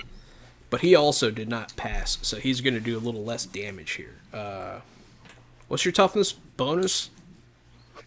The first, the tens digit. Check here. And let me know what your wounds are, too. Toughness is a 3. Okay. Ooh, that's a 39. I need to up that. Yeah, you need to put And my 1 point in that, yeah. My maximum wounds is 10. Alrighty. So...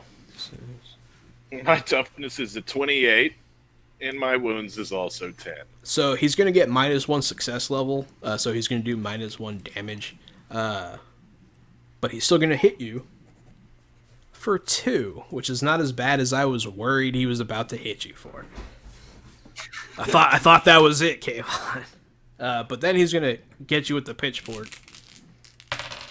He's going to try. Yeah.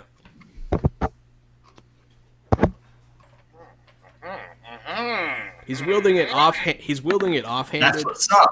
Yeah. There you go, girl. There you go, girl. So because he's wielding it in his offhand and it's not really a weapon, you actually beat him and get to hit him.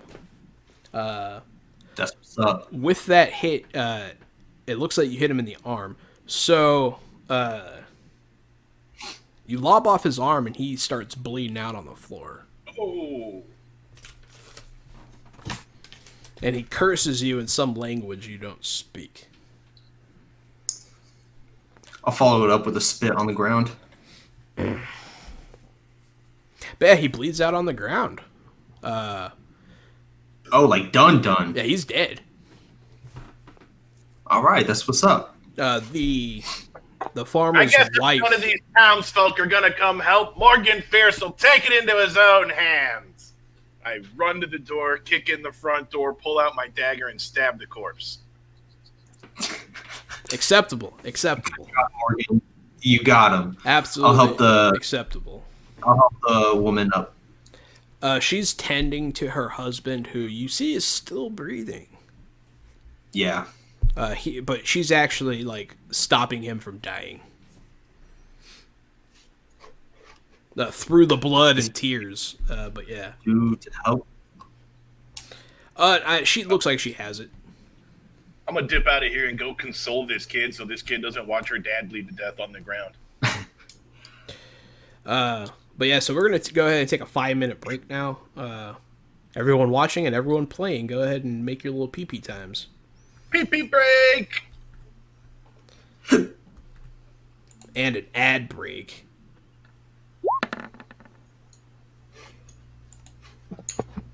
There you go. Finally, I passed something. I'll charm this little kid and be like, hey, your dad's not even dying. Don't even worry about it. Nah, it's cool. It's cool. He likes it. You see that? You like. All right, guys, I'm gonna go ahead and go take my little break. Make sure you do the same.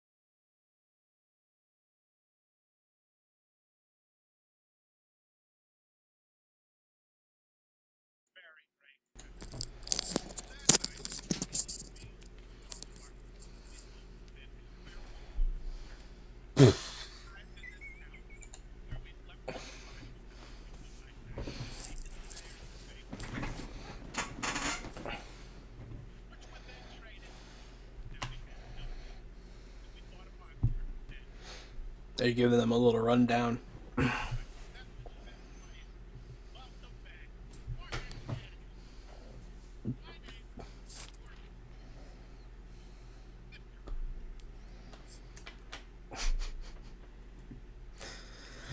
Sorry that you were muted for a lot of that. Yeah, I muted you guys so that people couldn't hear you farting and pooping and stuff.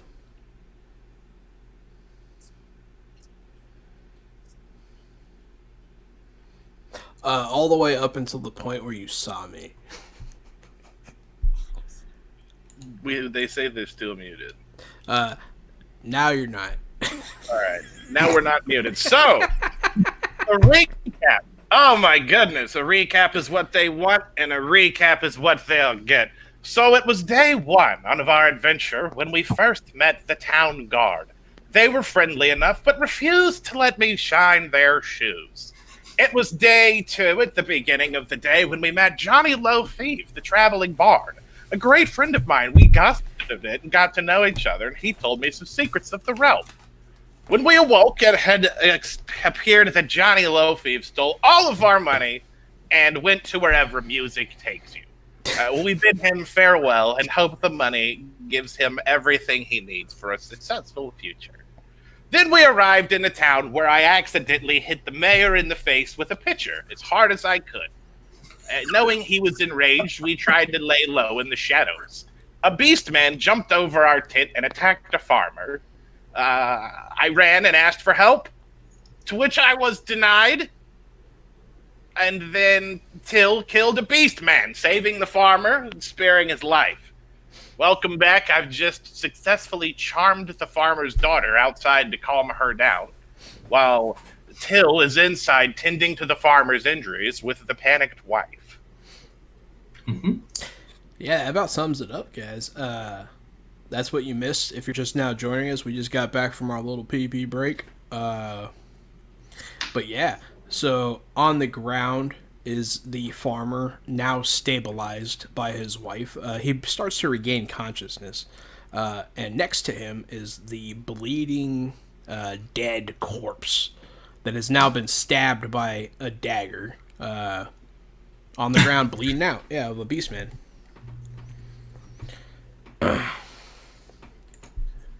So yeah, I've got my dagger back, and I'm outside with the girl. If any townsfolk come out, that's the scene they'll see in front of the house.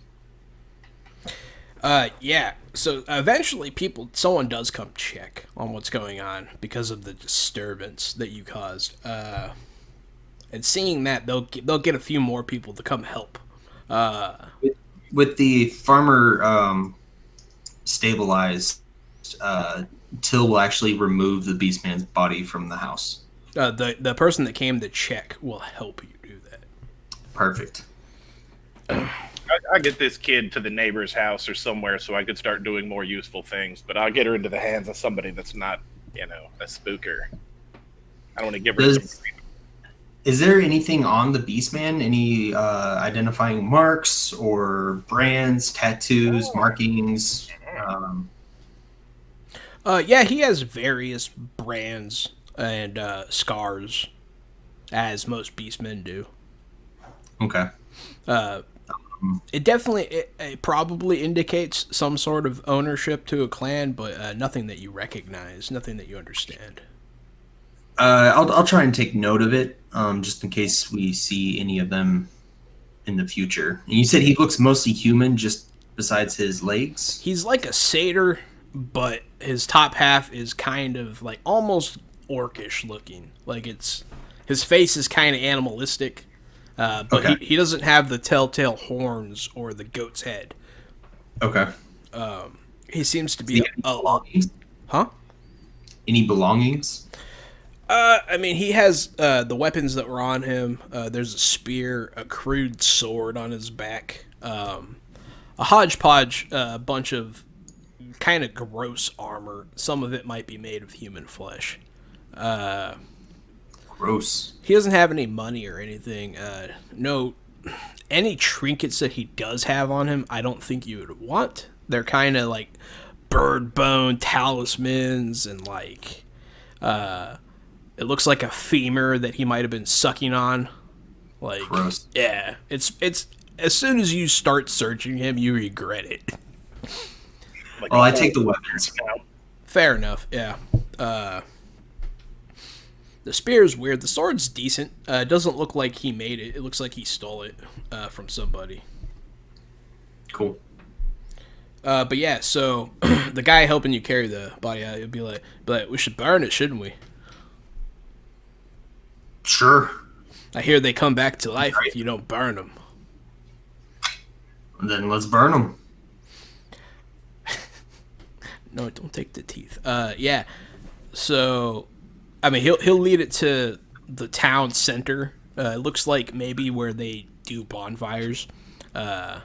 There's actually some ashes and burnt wood there already. And he'll start piling stuff on. I mean, I don't know much about the Beastmen, but have I heard that rumor that they come back? I mean, there's a lot of stories about beastmen, especially since you're in the forest region. Beastmen do like to live in the forest, so there are lots of stories about them. You might not have heard that one in particular, Okay.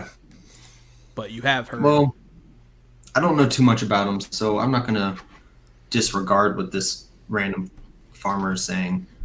I'll stay with him until the body's burned. Nice. I don't know why it's doing that, but okay. Sorry, technical issue. So, yeah, you'll see people peeking out their windows, but no one is coming outside except this guy. He must have been on watch or something. But you see women peeking out of their windows. You see the men downstairs holding various cudgels and whatnot. But everyone's awake. What's the mayor pay for killing a beast man around here? Who are you asking? The guy that's with Kavon's character, Till. Till. You could, whenever you get a chance, could you change your character name to Till over in your information tab? Because I look over and it says Kavon and it doesn't help me. Because I love your name and it's so easy to call you Kavon. Hey, thanks, man. No problem, man. Oh, there it is.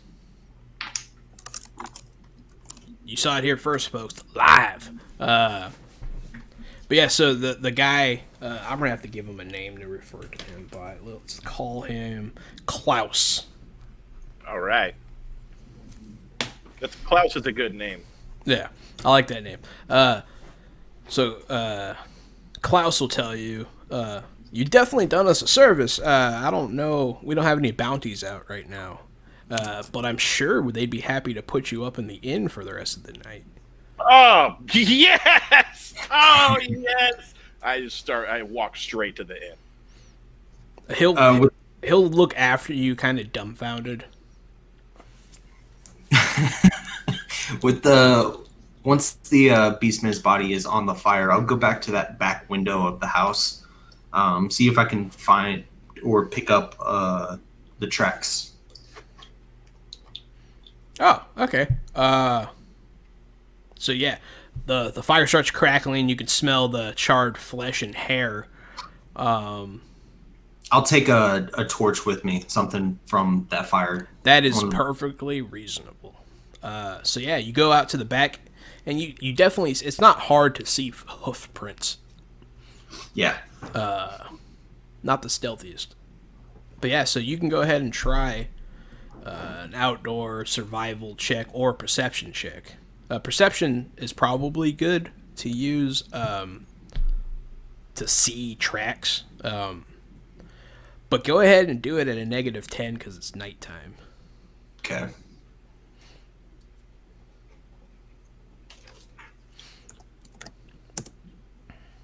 Whoa. Very good. Don't you have some sort of bonus to things involving your eyes? I have acute senses for sight, but in the description it says that I'm allowed to look for things. It doesn't give me like a flat bonus. My God, talk about beastmen. Gotcha. Ugh, look at that marshmallow fluff that's molded over. So you see his hooves go out into the field a little bit, and that's when your perk will kick in, and you can actually see bent, like, stalks of corn and wheat. And so you can roll again with no penalty, because you can see things better than most people. Up until this point, tracking the hooves, does it just appear that it's been one set? Yeah, it looks like just one set. All right, then I will continue. Even if that is a bad idea. -10? No, regular. Regular. I'm going to give you that benefit because of your perk.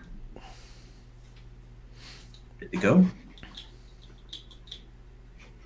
Didn't go. No, it didn't go. A little failure to launch there, Kavon. Oh. Yes! Yes! Good at rolling. I mean, you guys' stats are pretty low. And also, this isn't something that you're trained in doing. You see it go off. I mean, you can tell the general direction is of the forest, but you lose sight of it. Mm-hmm. But you already kind of suspected he came out of the forest. So Yeah. But yeah, I mean, my it definitely, what do you call it? Confirms your suspicion. There you go. My biggest plan of this was just to make sure that he was the only one. You don't notice any other tracks.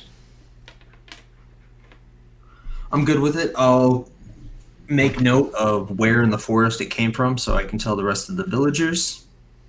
And then I guess I'll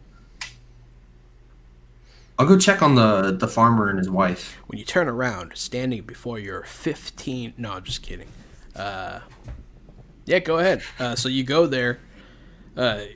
You're looking around. Everything seems okay. They're definitely startled, scared, a little shaken up. But the man has been tended to medically. There's another man in the house now. He has a bag. And you smell ointments and blah blah blah. He must be some sort of physician. 18 naked cowboys. 18 naked cowboys stand behind you at Ram Ranch. Ram Ranch. If you don't know that, do yourself a favor and Google Ram Ranch. You don't have to. Oh, sorry, Bing it. You don't have Bing to. it. That's right. You gotta Bing it. I'm not going to Bing that live on air. It's not porn. I'll tell you, it's not porn. It is not porn. Just a funny song. I know what it is. I just didn't want anybody else to be like, heck no, I'm not going to look up 18 naked cowboys. It sounds like porn. It isn't. It's the song. To be fair, it does sound like porn. To be fair. But yeah, so... yeah, I'll go check on the farmer and his wife. I apologize. I wasn't able to intervene sooner. But I'm glad to see that you're doing okay. She thanks you, like, oh, thank you, like that whole number. Like, she's like very grateful.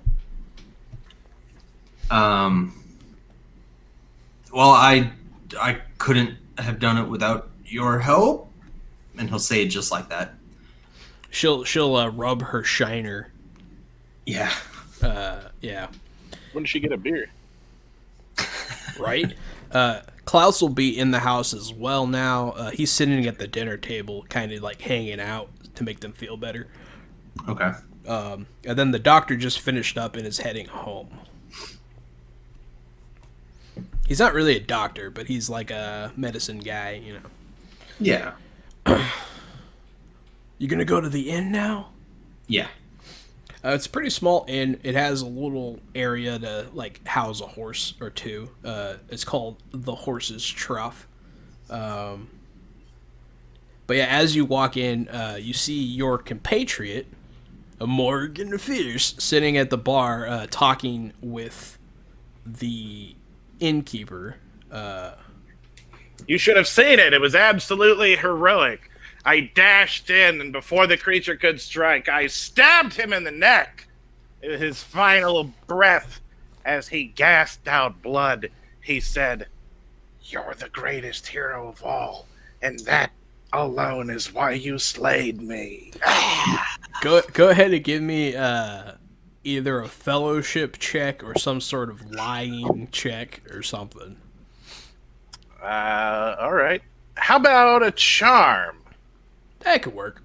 Yes! Isn't there like an acting one? It can be. Oh, Critical success! 1, baby! The best possible roll in the game. the best possible. Oh, role. and so never forget the name of Morgan Fierce, baby, and his sidekick Till Roar. So you. So the guy doesn't just believe you; he completely believes you. Like you're a great hero to him now. Like I put my dagger on the bar, and there's blood on the dagger to prove it. he's like, "Oh wow, I can't believe you really took on a beast man all by yourself." Not all by myself.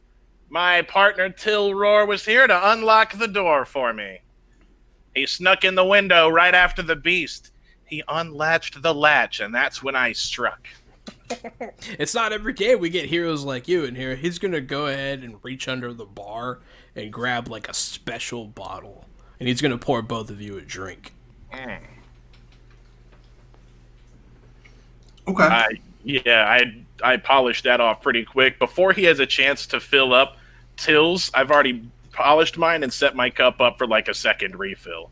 I figure if I act quick enough, maybe I'll get another one. Oh wow! Thanks for the bits. I appreciate it. We got a bunch of bits just now. All right. Thank you. What are bits? It's like being tipped. Oh, awesome. Thanks, guys. But yeah, so the owner of the bar, Mikkel, he's like completely taken with you guys. He gets you food, anything you want, and he tells you what room you're in. He even offers to draw you a hot bath in the morning. I accept. Thank you very much. You know, only 2 days ago, we took a bath in the stream while we were sleeping. It's a real great way to save time, you know, as long as it's not storm season. He'll laugh and laugh. He's eating out of your hand right now. You guys have rolled so shit. I got to reward the best roll possible. I got to. When we get up to our room, I start setting up the tent, like at the foot of the bed. Oh no! Yeah, and put my bedroll in there. What a whimsical lad you are. Even when I sleep indoor, I don't really see a reason to carry this tent around every single day if I'm not going to use it. You know what I mean? I'm a man of practicality. Since I've got it, I'm setting it up. Are you going to use it? Are you going to sleep in it? Yeah, I'm going to sleep in the tent in the room. All right.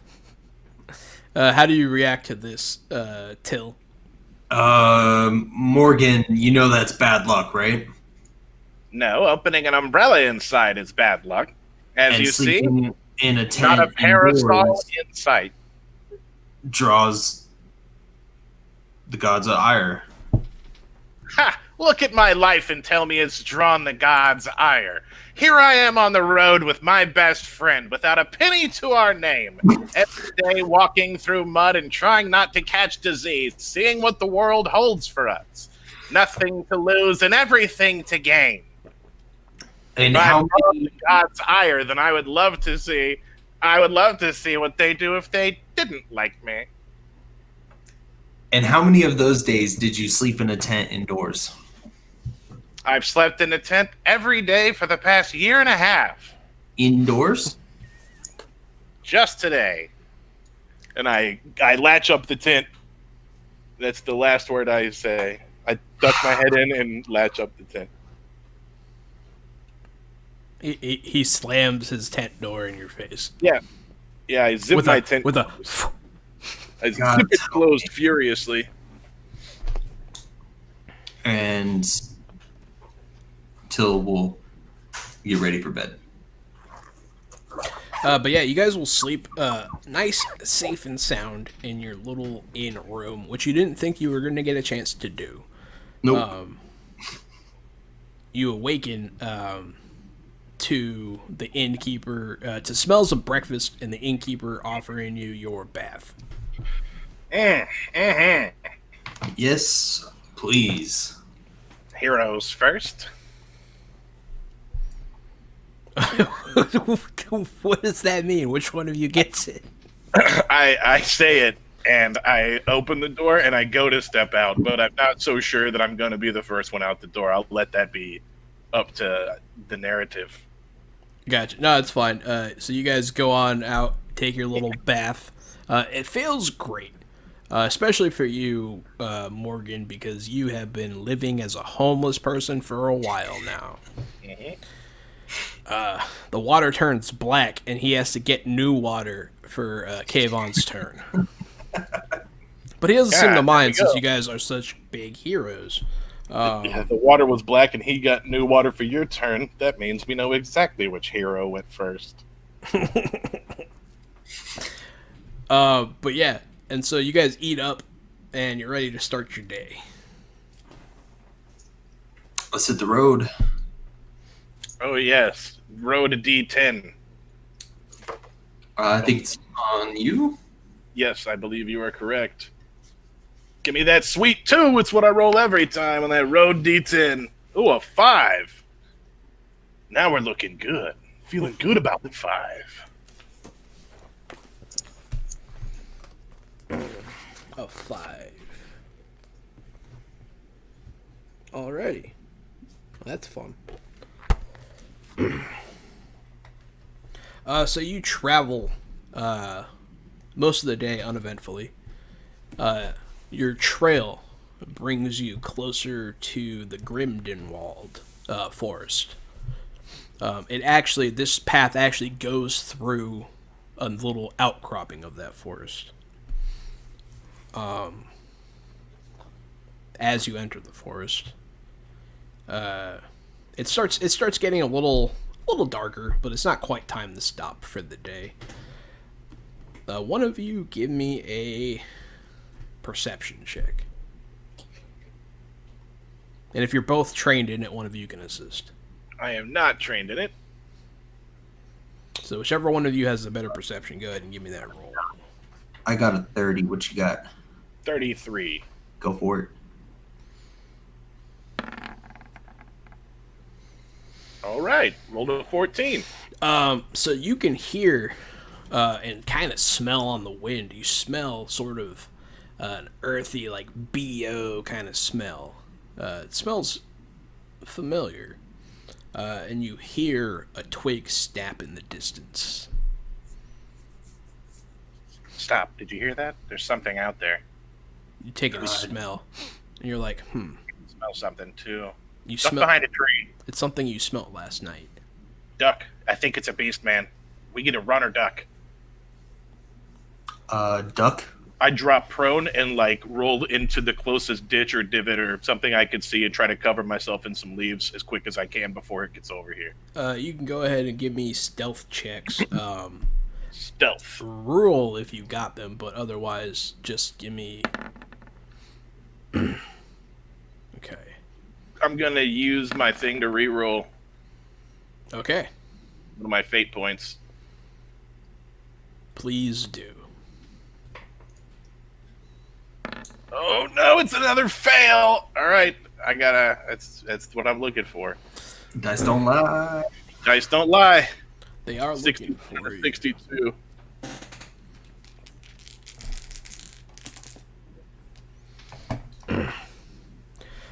So from the forest, you hear the footfalls of hooves again, as two beast men come right towards you.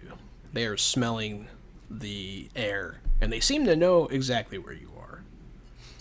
Like running or like searching? They're searching, but they're coming directly at you, like beeline style. Do we run or do we make our stand? I'm laying prone on the ground with my dagger out with a bunch of leaves on top of me, and you can clearly see me. Yeah. Yeah. Oh, Jahan. How do we heal wounds? Oh, right. So you got a good night's sleep, so you can heal your toughness bonus. Okay. Does that get you to full? It does. That's good. Yeah, you weren't that hurt. No. And since you guys got to stay in the inn and you had a bath and you got well fed, you get the benefit of a full rest. Okay. It doesn't heal critical wounds though, so. Gotcha. Morgan, do we make our stand or do we run? I'm just gonna stay right here until they come around this corner, and then I'm just gonna get them with a good old stab in the leg. They know we are. Run! I get up and just start running back down the trail the way we came from, as fast as I can. That's towards where they are. Oh no! All right, well then I'm running blind forward down the trail then, right? Away? Yeah. Well, they're. I guess you can run past them. They're kind of in the woods coming I don't towards think we you. run towards them, but we also don't run further in. I think that running back the way you came would work. Okay. I'd like to run back the way we came. All At right. maximum speed. So go ahead. Give me. I'm gonna go ahead and do this as an extended test. Last time we had an extended test, we rolled 4 critical failures and then lost. But now, don't forget about your fate points and stuff. That's right. So this time, wish us luck, and here we go. So they're going to be chasing you. So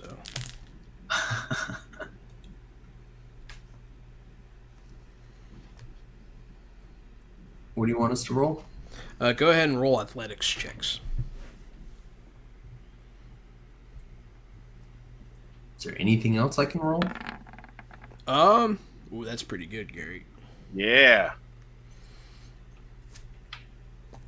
You could roll endurance. I would much rather roll endurance. I mean, yeah, you can go ahead. Slow and steady wins the race. All right, there you go. There you go. So you take off, and you kind of give them the jukes. They don't get the best start. You guys are definitely faster out the gate. Go ahead and give me another check. I'm going to give it... Switch it up. You guys should probably trade Okay. My endurance, all right. to see if you can maintain pace and to see if you can speed up. Ooh. Okay. I should have switched them. So that's a net loss of 1.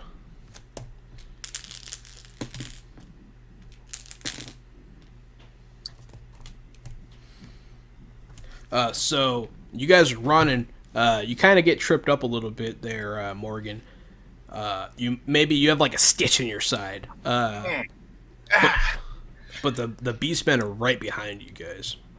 Should have drank more water instead of all that alcohol last night. My ribs are killing me. Go ahead. You can now give me whatever check you want to get away. You can also give me. I mean, if you want to use something weird, you can. Or if you want to try and better your situation by doing something, I don't know. I choose to haggle with them. I stealth. I hide behind a tree along the trail to catch my breath. I'm feeling pretty good.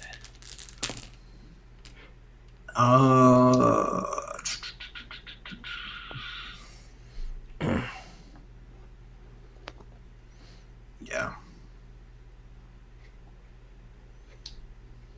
Oh no! So that's a -3 and a -2. Not too shabby. So we're at -1. I think you're at -2. No. Yeah. But I'm keeping track of theirs too, and they just rolled really bad. So. Oh, good. So they kind of lose track of Gary a little bit, and then they see you, but they were going for him, so they don't quite catch up to you. Okay. But one of them rolled the worst possible roll, so that's good. So is it now me, Beastman, Morgan? Yeah, Morgan's like behind a tree. They don't see him, and they're chasing you further down the road. Okay. But are they in between us now? Morgan's more off to the side. All right. Oh, Shalia, forgive me for drawing first blood. I pull my dagger out, and I'm going to try to make a melee basic attack on these guys from behind while they're pursuing him. Alrighty. So that means we need initiatives.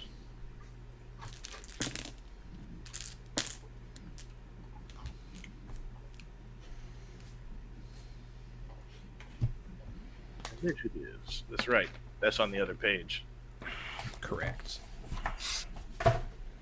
Roll initiative. Click. That is initiative plus agility bonus for a total of 7. Mm-hmm.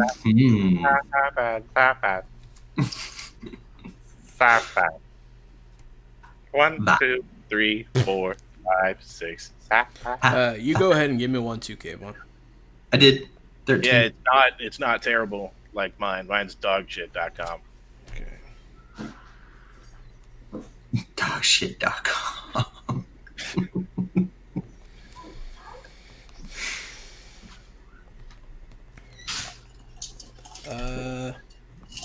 How many wounds do you guys have? How many what? 10. We both have 10. Yeah. Max of 10. And my toughness is 28, and his is something like that, too. His is 30 something, maybe. You're muted, Kavon. I don't know if you wanted to be. Okay. 39. There you go. Alright. I have all the necessary information. So, you are going to get the jump on them because they don't see you. Go ahead, and I'm going to let you take your turn before they go, but then you're going to fall into normal initiative. Hi-ya!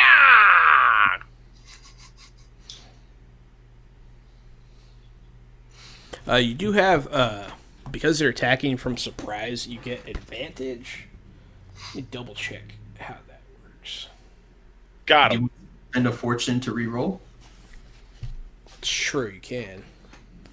If you have any left. We're nearing the end of the session, and you have 4 left. We are gonna need them. For this. That's right. For this. I need mine. I need mine to survive. That's your other one. That's your resilience. It's both. You can use your fate to survive, too.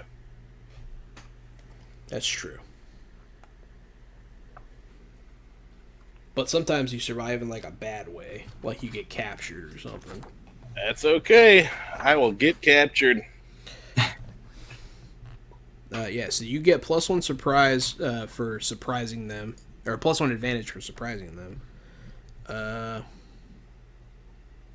Ooh, okay. So keep track of that. You have an advantage. You get +10 to appropriate combat tests. You lose all accumulated advantage when you get hit. Cool. So I jumped out. I gave him the booga booga treatment, and my success fail would have been a -5 instead of a -6. Yeah, pretty much. Yeah. Okay. Very good. And then the Beastman is going to...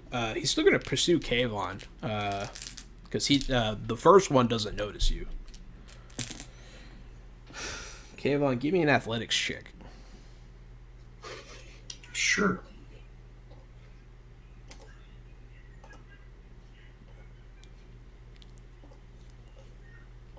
It's a thing I'm really good at. You just have to be better than he was. So he chases you, but you run pretty far away. But now that phase of combat is over now. If I hear Morgan attack the other one, I'm going to stop running. It is your turn. Okay. How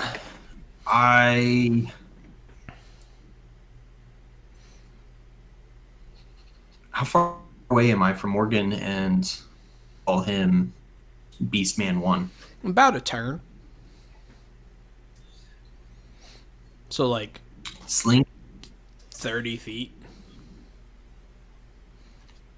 Are you going to use your sling? Because you also have one coming to you, so... Yeah.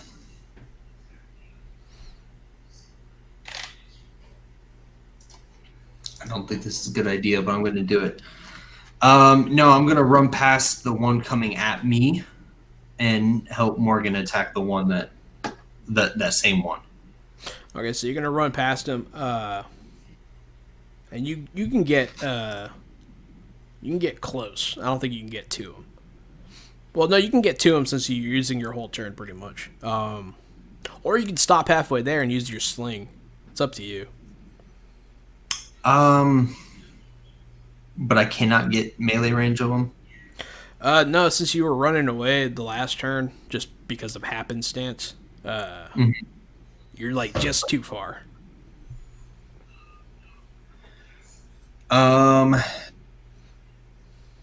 I mean, you can try. I can let you, if you succeed in an athletics check, you can get there.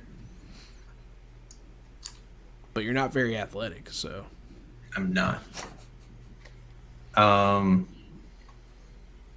don't have my sling set up on my character sheet. It's okay. I think it's like the same as a dagger. But I guess it uses different skills. So do a ballistic skill check. Which is not very good. Better than Modifiers? nothing? No. Ooh! When you fail by 6 success levels, something bad happens. So you just like threw your sling. Awesome. I'm not good at slings. It was first try. It was a bad try, but it's okay. At least you tried. It is now the turn of the other beast man. So I did run halfway. Yeah. The other beast man is gonna turn to engage the guy that tried to stab him in the back.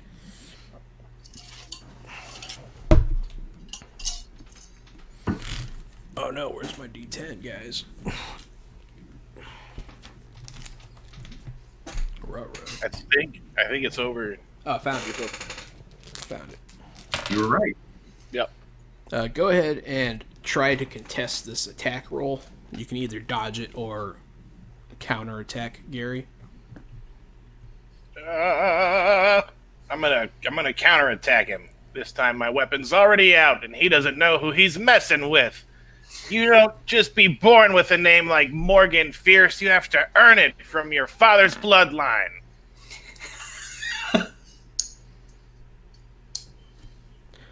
So he's going to stab you with his spear.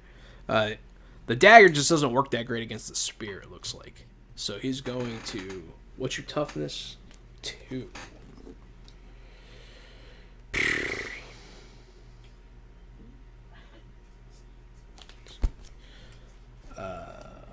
Yeah, it's going to hurt a little bit.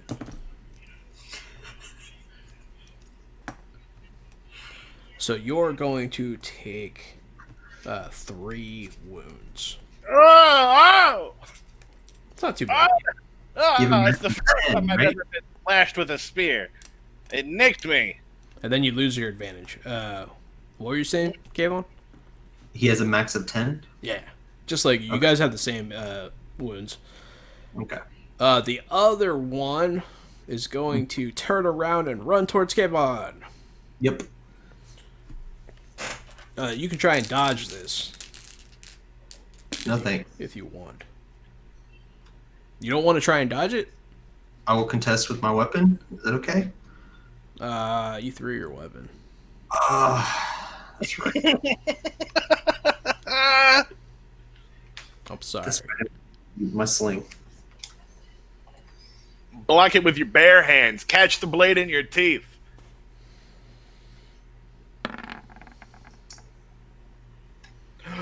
Not bad.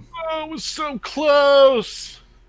You actually got better success levels than he did. So, What's up? so he's gonna kind of.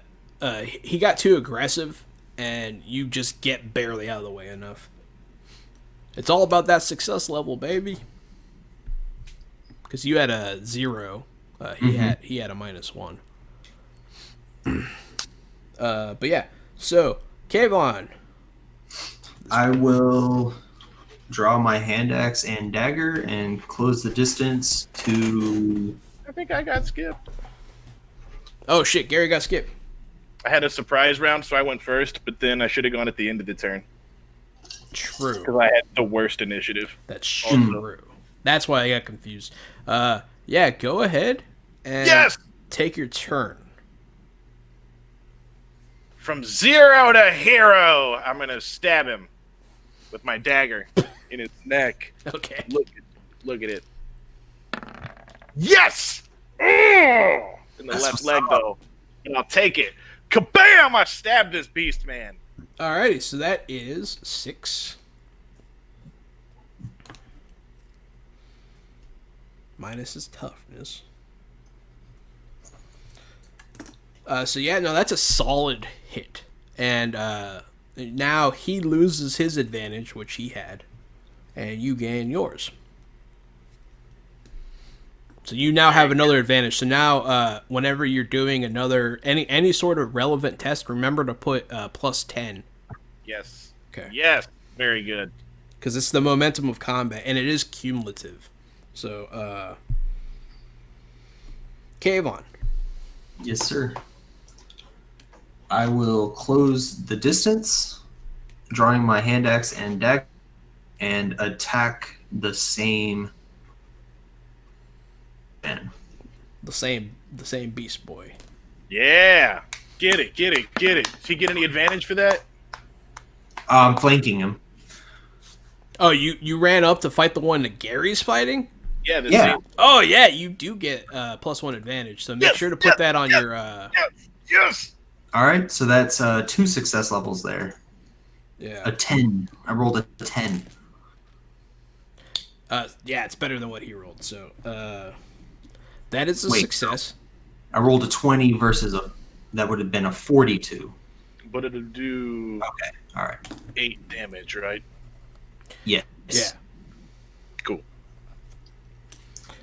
Minus his toughness. So damn. You run up and you just tomahawk him in the back. You gain an advantage now.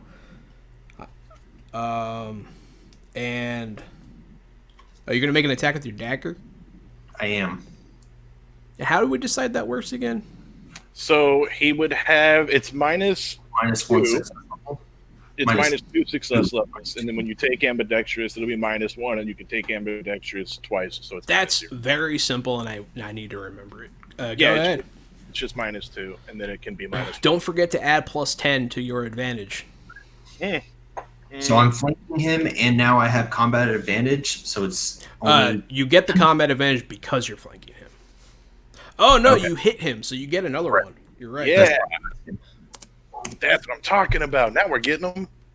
Yeah, it kind of snowballs sometimes. It can happen to you guys too, so be careful. Yeah, I see my that. marker is 20, correct? Yeah, +20. Plus 20. All right. Critical success. My dude, you're on fire. You're the fucking man. My success level is -1 because it's my off attack. It's -2. Right. But my total success level. Oh, it's -1. Yeah, correct. But he didn't. I mean, you got a critical success, so you do a critical wound that hit him in the arm. Mm-hmm. Right arm. It's our first critical wound, boys and girls. Get it, Kavon, get it. Open up the critical wound table. It's so dope. I'm trying. Dude, I can't wait. My legs are bouncing. I'm excited. I'm ready to see it. Crit this boy. Cut his fucking fingers off. This damn beast man. What are these guys doing? Get out of here. This ain't beast man country. This is a trail. Go on, get. Get out of here with your beast man hands. Yeah, go ahead and roll a D100. D100. 100. 70. Flat. On arm? Right arm.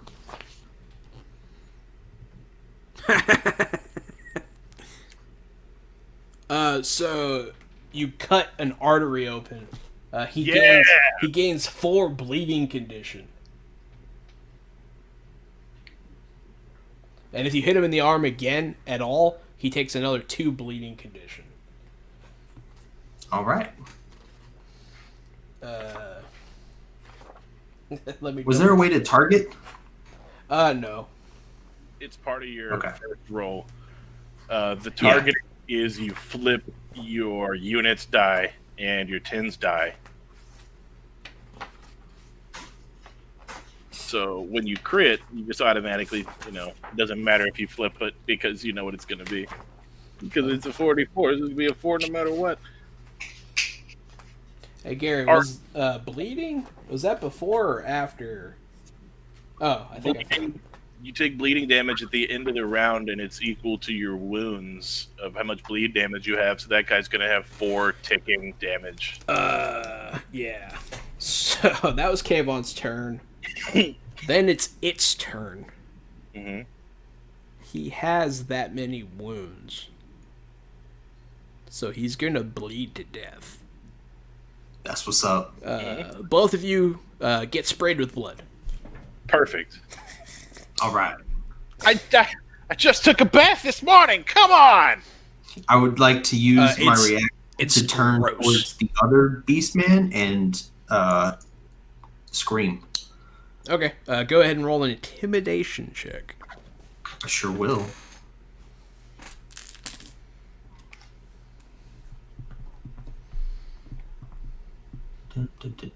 First bath I had in weeks, ruined by arterial blood of a beast man on day 1. Any modifiers? I'll keep it.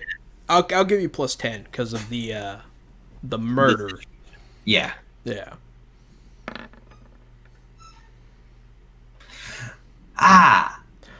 Your success level is -1. His is like -3. So he's gonna bray like a goat and be like and fucking take off into the woods. All right. Ah, you guys survived. How disappointing. No, I am going to go find my sling. it's not too hard. It's like right there. Slings don't fly very far when you throw them. I'm going to stab the beast man again one more time while he's down. Make sure he's down for the count.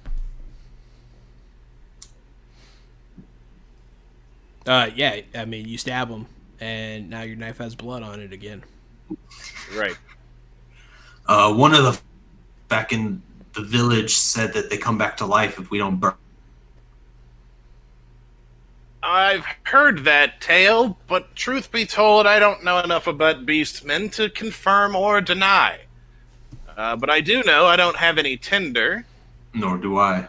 Well, hopefully we don't stumble back across him on our way back through.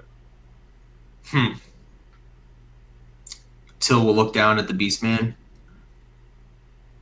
Look up at Morgan. Can you come back to life if you're missing a head? It seems to me like you wouldn't be able to do much if you did. Till will continue to remove the Beastman's head. So, thankfully, this game does not require you to roll for things that are easy like that. So you can't fuck it up. So you chop his head right off. No problem. And is he carrying anything? Same kind of crap that you found on the other guy. But you do notice that in his pocket, he has a piece of cloth. And it doesn't strike you as that weird at first, but then you're like, huh. And then you realize it's from your clothes. My clothes? Mm-hmm.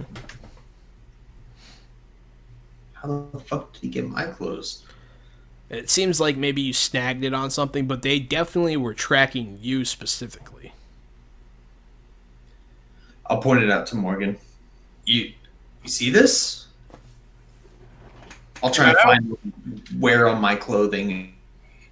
No, I don't see it. What the fuck is that? I don't see it. Show it to me. If I'd have seen it, I would have told you. What is that? It's a piece of my clothing. It seems as if they were tracking you with that piece of your clothing. But I guess so. Perhaps with their keen sense of smell. Well, shit. It is getting dark. I think perhaps this be not the best place to set up a camp. Maybe we should move up the road or find a higher vantage point so we can keep an eye on approaching beastmen.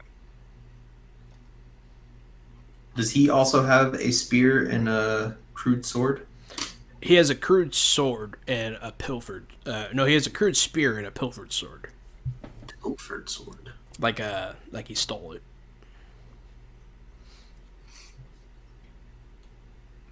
It's a different make than the one you got off the other guy. Let's see. Do you happen to know the encumbrance values of swords and shit? One-handed swords, I think it's 1. I think so.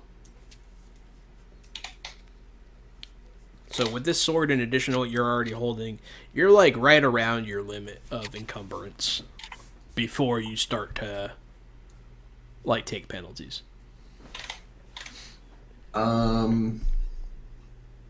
Is the crude sword worth anything from the first one I took? I mean, it's worth... go ahead and give me... you have a skill for that, don't you? Because you're a fence. Evaluate. Boom!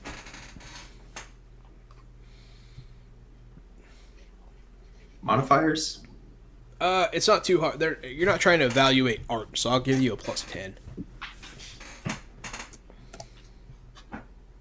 It's not too hard. Critical success. What's up? Wow. So yeah, I mean, they're not worth nothing. They're definitely, I mean, they're in usable condition, but they're not the best taken care of. You could probably trade it for some more food. Maybe a night at an inn. All right, I'll take them. Yeah, but they're definitely functional. But there's nothing special about them, no. So yeah. Where are you guys going? We'll keep going the way I'm a bit turned around with all the combat and such. We need to head southward. Yes. You are a little turnaround. Give me a navigation check. Wasn't there a trail we were following? There is. But there's always a chance you go the wrong way. And it's not bad enough to lose yourself on a trail, so. That one is, though. So you guys argue about which way to go. Whichever one of you wins, that's the way you'll go. I swear it's the way where the beastmen were coming from.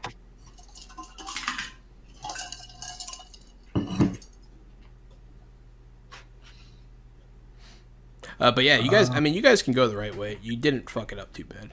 Very good. Roar did, but...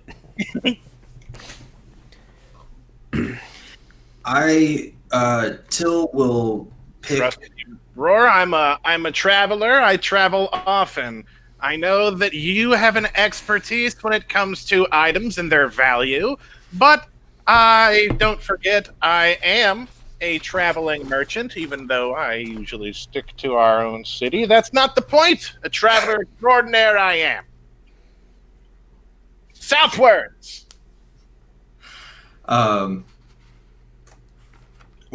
Till won't argue too much about it, but he will take the severed beastman's head and carry it about 50 feet and then toss it to the side. Just for safe measure. Yep. What was I looking for? I'm looking for a thing. Oh, yeah. What is it called? Exhaustion? Go ahead and give me endurance checks to keep traveling through the night.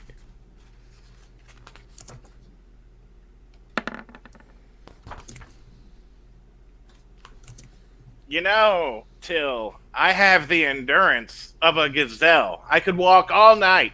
I was built and bred for it, you know? I walk all day long, I can walk all night long. Anywhere I lay my head is home, Till, so There it is. let's see if you can keep up with me. And I'll see if I can keep up with you. Careful with that fake yawning. Tired. It looks like both of us failed abysmally with -6s and decided to set up camp.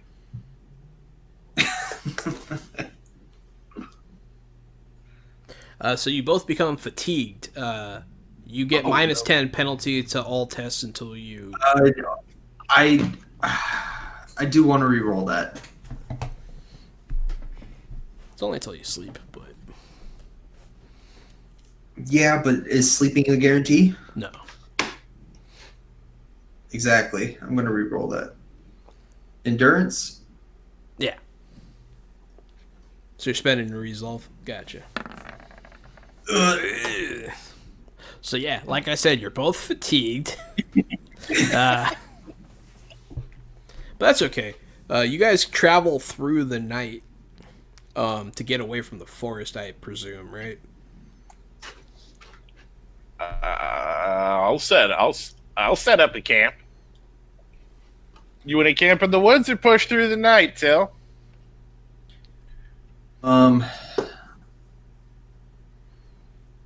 Man. They're on our trail, but we are tired. But they're on our trail. One was on our trail, and now you have your scrap back. Yeah, but they might have something else. Very wise. And we smell like their blood now, so let's keep going. Oh man, everybody likes blood. Yeah, so you guys travel through the night. It becomes daytime, and you guys are exhausted. Mm-hmm. You're gonna continue traveling. Are you guys just going to your location? Is that all you're doing? Is there a town nearby? I can lure Reichland if you'd like. Yeah, you could try that. Critical success! Yeah, there's a little roadside inn that you know is frequented by coach companies. Not too far from here. So when we go in here, don't use my real name. But I think that this will be an okay place to stay. Oh, all right. I'm gonna go by Morgan Pierce.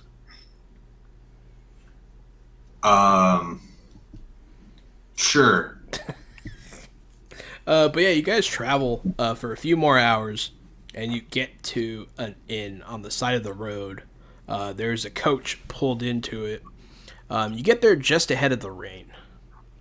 I'm gonna take a good look at this coach. Do I recognize any of the heraldry or signs or anything on it? I forget the name of the company at the moment, but it does have a name, and it's one. I think it's the Four Seasoned, or something like that. And it's probably the biggest coach company, most widespread. So it's not surprising to see one here. All right. Nothing to be suspicious about then. Not right off the bat, no. But there are some horses tied up. People are there. And as you walk in the door, it starts to rain a lot. All right. Let's go in. You see lots of people are in there, more than you were expecting. You see what looks like a wealthy couple with one of their attaches with them. You see a halfling coach driver. No, I'm just kidding. I don't want to steal that from you. But you do see the coach driver sitting at the bar. The rich people are sitting by the hearth. There is an older innkeeper and his younger, stable, attendant boy. And then there's a barmaid. And then there's a smattering of other characters. 2 or 3 other men seem unaffiliated with one another. Are they suspicious? I mean, no more so than either of you. It doesn't really... I mean, they're not doing anything weird, if that's what you're asking. No. It just seems like a cross-section of humanity right here. Go up to the... You said there was a bar? Yeah. Go up to the barkeep and ask if there's any available rooms. Yeah, of course. You're just in time to get some of our last space that we have available. One little hitch though. Will you trade for it? He kind of crosses his arms and looks down his nose at you. I guess it depends on what you have. I'll show him the 2 spears and 2 swords I have. He looks at them, kind of like surprised, like that's kind of weird. But he says, he's like, look, it's not enough for a room, but you can have the hearth and a meal, which is it's a common thing in these times. To, like, if you don't have enough for a room, you can stay in the hearth area at night and eat for very little money. But he says he'll take them. I gotta hold on a second there, Till. Maybe I gotta give me one moment. I walk over to the wealthy couple and their armsmen. Okay. Well, hey there, travelers. Fancy running into you here. Oh, boy, what a strapping bodyguard. You in the market for any spears or swords there, hombre? Taking a look at him, he is dressed almost as well as they are. He's wearing a black leather doublet, nice long dress shirt, cuffed pants, fancy boots. And his sword looks like it's worth some money. Look, I hate to bother you. Obviously, you're of some class and repute. But these here are not traditional weapons you can find at any blacksmith. No, these are stolen from the hands of Beastman.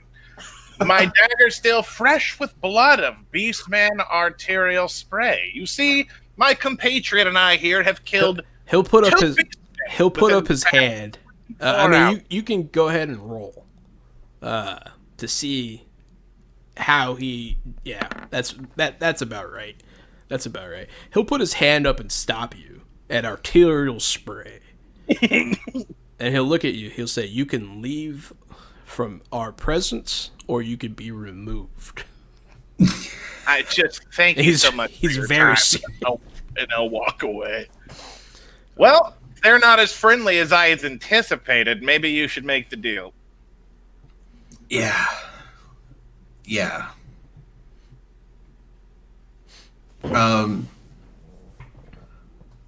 Is it lightning crashes? Oh yeah, is it an even trade? All 4 for 2 meals and for the 2 of us to stay at the herd? You don't have to give him all 4. You can. He'll take he'll take a sword. All right. It's probably a fair trade. The pilfered or the crude? I mean, they're more or less the same. All right. We'll say you give him the nicer one. I am going to slip out the front door. Okay. And out here, I would like to ask you, Jahan, if I can use my tinker talent to disrepair something instead of just repair it. Yeah, probably. I would like to disrepair the back axle of the stage cart coach outside. All right. Go ahead and give me a stealth check first off. Let me see how loud you are. Stealth. Very good. Uh-oh! So you round the corner to approach the cart. You step in a bucket, and then you trip, Clunk, and you clink, kick clunk. the bucket backwards so hard that it hits the sign in front of the inn. It's very loud, and then you hit your face on the cart.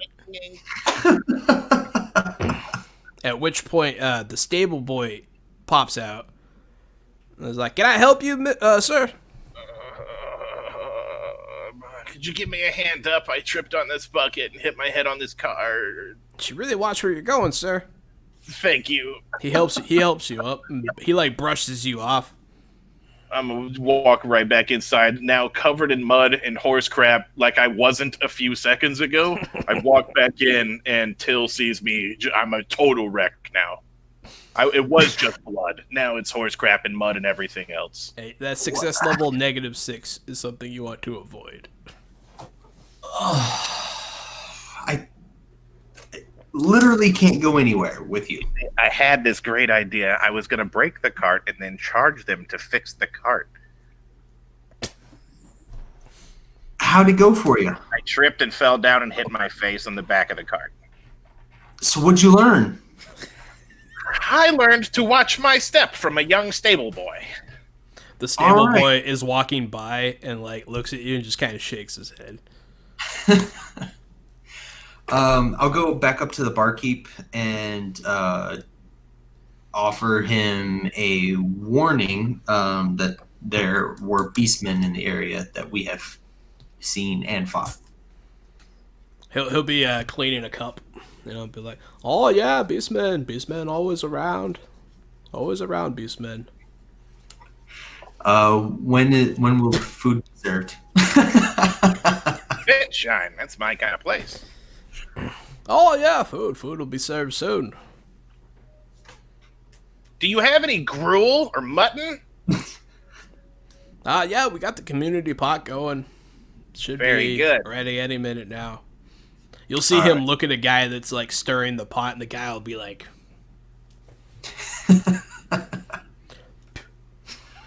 Till will take his seat by the hearth. "Hey, you guys will find your spot by the hearth, and soon wooden bowls will be placed in your hand, filled with some sort of sparse stew. But you do get fresh bread, so that's good. So It's not so bad. The rich people will obviously be eating much better. They'll be eating. They'll stop you from setting up your tent in there. Just FYI. There'll be a conversation about it, but that's not when they go to bed and all the candles are blown out and they lock up for the night. I'm going to set my tent up. Whenever there's nobody in the hearth room anymore, whenever there's not company, I'm going to set up that tent. But yeah, so the rich people will be eating nicer. They'll be eating like pies, like meat pies and blah blah blah. Some of the other people are eating a little better than you too. But there's another traveler there. Seems a little rough around the edges, eating alongside you. By the name of Johnny Loafy. Hey, you wish. Yeah, he's not here. You'll see him again. Don't worry. But yeah. Yeah, I know. At that, the rain keeps coming down. You can hear it on the roof. Steady. It's a heavy, heavy rain at this point. You don't know if you'll be able to leave tomorrow. And then at that, lightning strikes again, and the door opens. And in comes a man. He's wearing a wide-brimmed hat with a buckle on it. And behind him, he is pulling a girl that is bound. A witch! Witch! Yeah, the guy's a witch hunter. But yeah, so they'll enter, and he'll go and talk to the barkeep, and the witch, the supposed witch, the girl, will look at your way and just kind of stare at you. But I'm gonna say he's gonna look at. Well, let's see. One of you is a little more. Yeah, he's gonna look at Roar and stare at you. And I will do my best to not make eye contact. You don't look a witch in the eyes. I'm staring right at it, terrified. At that, we will call the game for the night. All right. We'll find out what happens next time. Very good first episode of Warhammer Fantasy Roleplay. Yeah, it was a lot of fun. Next Wednesday, right, for another game. Is it Wednesday or Thursday, Kavon? I think it's Wednesday. But catch us back here next week for a game. Follow me on Twitch, Casualty CDG. Follow me on Twitter under the same name. Follow Jahan here, of course, or on Twitter at RockFact. Correct. Yeah, thanks everybody for watching. Oh yeah, and at the end of the session, so the way it works in this game is you guys get awarded XP at the end of every session. So I don't know the exact number, I'll look it up. But I'm gonna give you the max that you can get because you did good. So yeah, good job, guys. Awesome. Everybody have yourself a good night, and tune in next week for more of the fresh out the box Warhammer Fantasy role-playing game. Thanks, everybody. Thanks, everyone.